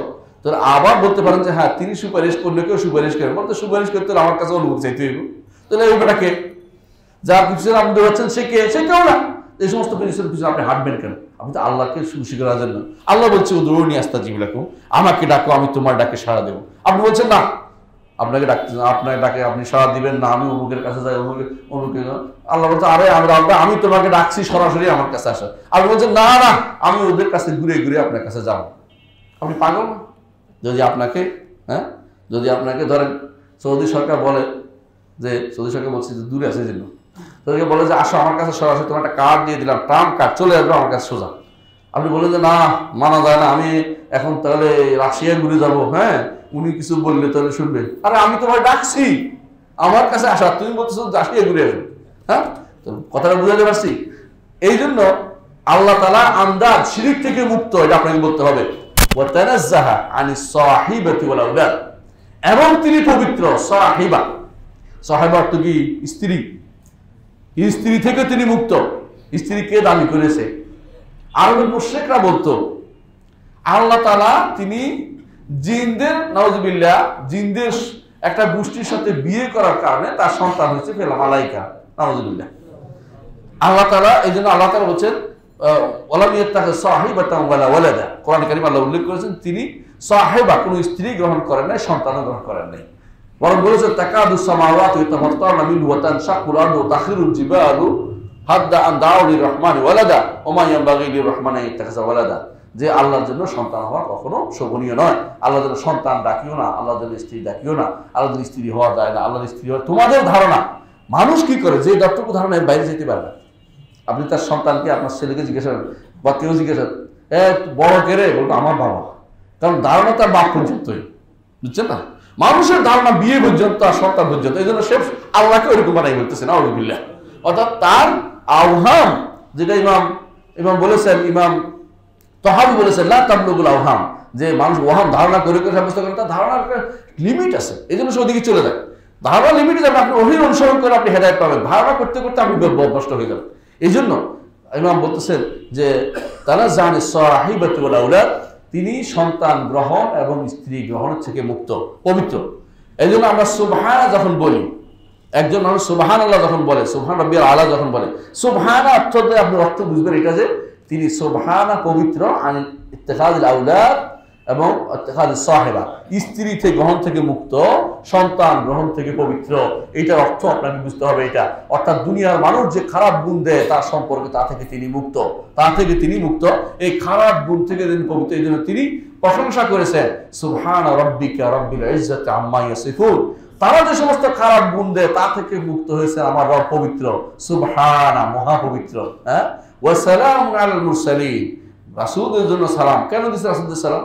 কারণ রাসূলরা আল্লাহর জন্য খারাপ গুণ দেয় না। এই জন্য আল্লাহর পক্ষ থেকে শান্তির ওয়াদা দেওয়া হচ্ছে, তোমাদের জন্য দারুস সালাম রয়েছে, তোমাদের জন্য শান্তি রয়েছে, জান্নাত রয়েছে, শান্তি পাবে তোমরা, কারণ তোমরা আল্লাহকে খারাপ গুণে গুণান্বিত করো না। এই জন্য স্পেশালি সালাম দিচ্ছে আল্লাহর পক্ষ থেকে, ওয়া সালামুন আলাল মুরসালিন। এরপরে নিজের প্রশংসা করছেন ওয়ালহামদুলিল্লাহি রাব্বিল আলামিন, নিজের প্রশংসা, আমি হামদের অধিকারী। তোমরা যা মনে করো তা নয়, আমি সব রকমের হামদের মালিক আমি। কারণ আমার প্রশংসা করতেই হয়, ভালোবেসে করতে হয় তোমাদেরকে, ভক্তি সহকারে, ভালোবাসা সহকারে আমার প্রশংসা করো, তোমরা করবে। শুধু নামকে আসতে আমাকে দিলে আমি তোমাকে দিব এরকম না, বরং আল্লাহকে ভালোবাসতে হয়, ভালোবেসে প্রশংসা করতে হয়। কারণ তিনি আমাকে না চাইতে চোখ দিয়েছেন। চেয়ে নিছেন চোখ? অক্সিজেন চেয়ে নিছেন? চেয়ে নেন নাই। কিছুই চেয়ে নেই, কিছুই চেয়ে নেই নাই, অনেক কিছু দিয়েছেন। ওয়াইন তাউদ্দু নি'মাতাল্লাহি লা তুহসুহা, যদি আল্লাহর নেয়ামত গুনতে থাকে আপনি শেষ করতে পারবেন না। তাহলে এই আল্লাহর প্রশংসা করবেন না তো কার করবেন? ভালোবেসেই তার প্রশংসা করতে হয়। ভালোবাসাপূর্ণ যে সংগ্রামপূর্ণ প্রশংসা, সেটাই হচ্ছে হাম, সেটা একমাত্র আল্লাহর জন্য নির্ধারণ করতে হবে। ওয়া নাফাযা হুকমাহু ফি জামিআল ইবাদ, এবং তার হুকুম বাস্তবায়ন করছেন তিনি সমস্ত বান্দাদের উপরে। তিনি নাফাযা হুকমাহু, আল্লাহ তাআলা বাস্তবে সমস্ত বান্দাদের উপর হুকুম চলে, বুঝছেন কিনা? আপনি নির্ধারণ করে দিয়েছেন আপনি মরবেন, মরতেই হবে। আপনি বাঁচা করবেন, দুনিয়াতে আসবেন, নির্ধারিত আসতেই হবে। 2 মিনিট আগ পিছ হবে না, 1 মিনিট এদিকে 1 মিনিট হবে না। যেই সময় নির্ধারণ সেই সময় আপনাকে আসতে হবে। 1 মিনিট এদিক সেদিক করতে পারবে না। বান্দাদের উপরে যা নির্ধারণ করছেন তা অবশ্যই ঘটবে। নাফাযা হুকমাহু ফি জামিল ইবাদ লা তুমাথিলুহুল উকুল বিতাফকির, চিন্তা করে তাকে তার জন্য কোনো কিছু নির্ধারণ করতে পারবেন না। তার চিন্তা করে কোনো কিছু তাদের নির্ধারণ করতে পারবেন না। ওয়ালা তাতাওয়াহামুল কুলুব বিতাসওয়ির, কোনো ফটো কাটতে পারবেন না অন্তরের মধ্যে যে আল্লাহ এরকম এরকম, ফটো খিঁচতে পারবেন না যে আল্লাহর একটা ছবি এঁকে দিই, পারবেন না আপনি। কারণ লাইসা কামিসলিহি শাইউন ওয়া হুয়াস সামিউল বাসীর, তার মতো কোনো কিছু নেই বা কোনো কিছু তার মতো নয়। ওয়া হুয়াস সামিউল বাসীর, তিনি সর্বশ্রোতা এবং সর্বদ্রষ্টা। সূরা 11 নম্বর আয়াতে, সূরা 11 নম্বর তিনি বলেছেন। এরপর বলেছেন লাহুল আসমাউল হুসনা, শুরু হয়ে গেছে আকীদার মূল কথা। লাহুল আসমাউল হুসনা ওয়া সিফাতুল উলা, আল্লাহকে চিনতে পারছেন কিনা? আল্লাহর গুণ বর্ণনা করা হয়েছে, জাত সত্তাকে তুলে ধরা হয়েছে। কেমন সত্তা? আল্লাহর গুণ কোরআনে এর চেয়ে সুন্দর করে তুলে ধরা হয়েছে। কি? কুল হুয়াল্লাহু আহাদ আল্লাহুস সামাদ লাম ইয়ালিদ ওয়া লাম ইউলাদ ওয়া লাম ইয়াকুল লাহু কুফুয়ান আহাদ। এর চেয়ে বড় সুন্দর, এত সুন্দর বর্ণনা আর কে দিবে? আল্লাহর বর্ণনা আল্লাহ নিজে দিচ্ছেন। কুল কি বলেছেন? আল্লাহু লা ইলাহা ইল্লা হুয়া আল হাইয়ুল কাইয়্যুম লা তাখুযুহু সিনাতুন ওয়া লা নাওম। যে সমস্ত আয়াতগুলোতে আল্লাহর সুন্দর গুণ, আল্লাহর পরিচয় তুলে ধরা হয়েছে, এগুলি আল্লাহর কাছে বেশি প্রিয়, এই জন্য এগুলির অতিরিক্ত ফজিলত আছে। দেখছেন কিনা? এজন্য আয়াতুল কুরসির ফজিলত আলাদা এবং সূরা ইখলাসের ফজিলত আলাদা। কেন ফজিলত হয়েছে? কারণ নাম গুণ, আল্লাহর সত্তার গুণ সত্তার পরিচয় তুলে ধরা হয়েছে। যেখানে পরিচয় তুলে হয়েছে সেটাই বলেছে ইসমুল্লাহিল আযম, আল্লাহর বেশি প্রিয়। আপনি দেখতে পাচ্ছেন যে আল্লাহর পরিচয়ের জন্য কোরআনের চেয়ে আপনি এর চেয়ে উত্তম কিছু পাবেন না, এত উত্তম কিছু পাবেন না। আর সেখানে কোরআন দিয়ে পরিচয় দেওয়া যাবে না। হেদায়েত কোথায় পাবে? হেদায়েতের রাস্তা তো আপনি বন্ধ করে দিয়েছেন। পানির প্রস্রবণের রাস্তা আপনি বন্ধ করে দিয়ে এখন পানি খুঁজতেছেন, আপনার পানি কোথাও পাবেন না। ওই পানি ভালো পানি নয়, ওটা কোন পানি আপনি খুঁজে বেড়ান, হয়তো খারাপ পানি আপনি খাওয়াচ্ছেন। সুতরাং বুঝতে হবে যে মূল জিনিস হচ্ছে শরিয়া, যেটাকে বলা হয়। ইমামরা শরিয়া নামক আকীদা কিতাব লিখেছেন, যেটা হচ্ছে যেখান থেকে আপনি মূল প্রস্রবণ পানি পাবেন সেটা বন্ধ করা যাবে না, সেটা রাখতে হবে। ওহী থেকে আপনাকে সবকিছু নিতে হবে। আল্লাহর পরিচয় আল্লাহ তার চেয়ে সুন্দর কেউ তুলে ধরতে পারেনি। তারপরে তিনি তো বলে দিয়েছেন, তিনি বলেছেন কি বলেছেন? মা কাদারুল্লাহ হাক্কা কাদরিহি, আল্লাহকে তারা সঠিকভাবে চিনতে পারেনি। ওয়াল আরদু জামিআন কবদাতুহু ইয়াওমাল কিয়ামা, কিয়ামতের দিন সমস্ত জমিন আল্লাহর মুষ্টির ভিতরে থাকবে। জমিন কয়টা? 7টা। হ্যাঁ, আসমান জমিনের মাঝখানে যা আছে এগুলিকে আল্লাহ তাআলা মুষ্টির ভিতরে রাখবে। এগুলি কোনটাই বাদ যাবে না। বিশাল এই সৃষ্টিযজ্ঞ, আপনার এখন মানুষ খুঁজে পায় না, এগুলি কি হবে খুঁজে শেষ করতে পারে না। এসবই আমার রবের মুষ্টির ভিতরে থাকবে। ওয়াস সামাওয়াতু মাতুইয়াতুন বিয়ামিনিহি, আর আসমানগুলো আমার রবের ডান হাতে ভাঁজ করা থাকবে। মাতুইয়াতুন বিয়ামিনিহি সুবহানাহু ওয়া তাআলা আম্মা ইউশরিকুন। সুবহানা, তিনি কত পবিত্র, কত পবিত্র। তাআলা, কত উপরে তিনি, তারা যে শরীক করে তার থেকে কত উপরে তিনি। তারকে যদি বেশি জানতে হয় কোরআন থেকে নিতে হবে, তাকে যদি বেশি জানতে হাদিস থেকে নিতে হবে। রাসূল যেভাবে বলেছেন আল্লাহ তাআলা আসমানকে এক আঙ্গুলে রাখবেন, জমিনকে আর এক আঙ্গুলে রাখবেন, এইভাবে যদি বুঝতে পারি, আসবে ইনশাআল্লাহ আমাদের সামনে, তাহলে আল্লাহর আজমত সম্পর্কে, আল্লাহর শ্রেষ্ঠত্ব সম্পর্কে, আল্লাহর বড়ত্ব সম্পর্কে, আল্লাহ তাআলাকে চেনার ক্ষেত্রে তার আসল জাতের পরিচয় যদি না জানতে পারি, আমি বেহুদা দুনিয়াতে আসছি, আমার কোনো লাভ হয়নি। এই জন্য ইবনে তাইমিয়া রাহমাতুল্লাহ আলাইহি বলতেন, ওরা মিসকিন, দুনিয়াতে এসেছে অথচ দুনিয়াতে সবচেয়ে স্বাদের জিনিসটা তারা খুঁজে পায়নি। সেটা কি? আল্লাহর পরিচয়। আল্লাহর পরিচয়টা তারা পায়নি, এরা মিসকিন, এরা আসলে দুনিয়াতে আসছে কিছুই চিনতে পারেনি। এই জন্য আল্লাহ চিনতে হলে কোরআন এবং সুন্নাহ এবং ওহীর ভিত্তিতে আল্লাহকে চিনতে হবে। এর বাইরে যে ব্যক্তি আল্লাহকে চিনার চেষ্টা করে, সে আমাদের আল্লাহ নয়, ওইটা আমাদের আল্লাহ নয়, ওইটা তাদের বানোয়াট আল্লাহ। তাদের বানোয়াট আল্লাহ তাদের বগলের ভিতরে থাকতে পারে, তাদের কলমের ভিতরে থাকতে পারে, তাদের বানোয়াট আল্লাহ তাদের এদিক সেদিক থাকতে পারে। আমার আল্লাহ তিনি রহমান, তিনি আরশের উপরে, তিনি সব কিছুর উপরে, এবং তার কাছে এগুলি এত ক্ষুদ্র ক্ষুদ্র ক্ষুদ্র। এই যত সৃষ্টিকুল সব আরশের ভিতরে কি কুরসির মধ্যে একটা ছোট্ট ফোঁটা, কুরসির মধ্যে, আর কুরসি আরশের সামনে ছোট একটা কিছু একটা পড়ে আছে। আরশ কত বড়, সেইটা যদি আপনি চিন্তা করেন তাহলে আপনি বুঝবেন যে আসলেই আপনি আল্লাহকে চিনতে পারছেন কিছুটা। এর আগ পর্যন্ত আল্লাহকে চিনতে পারেনি। বেশিরভাগ মানুষই আল্লাহ সম্পর্কে সঠিক ধারণা রাখে না। এই জন্য আল্লাহ তাআলা কোরআনে কারীমে 2বার বলেছেন মা কাদারুল্লাহ হাক্কা কাদরিহি, আল্লাহকে তারা সঠিক সম্মান দিতে জানেনি, আল্লাহকে তারা সঠিক সম্মান দিতে জানেনি। আমরা কি এখানে শেষ করব না? প্রশ্ন উত্তর ইনশাআল্লাহ প্রশ্ন উত্তর দেব আমরা ইনশাআল্লাহ। আগামী ক্লাসে সরাসরি ক্লাসে যাব। আমরা আজকে একটু আকীদার বিষয়ে আলোচনা করছি, কারণ স্বাভাবিক ধারণা থাকা ভালো। কেমন? সুবহানাকাল্লাহি ওয়া বিহামদিকা আশহাদু আল্লা ইলাহা ইল্লা আনতা আস্তাগফিরুকা ওয়া আতুবু ইলাইক। জি।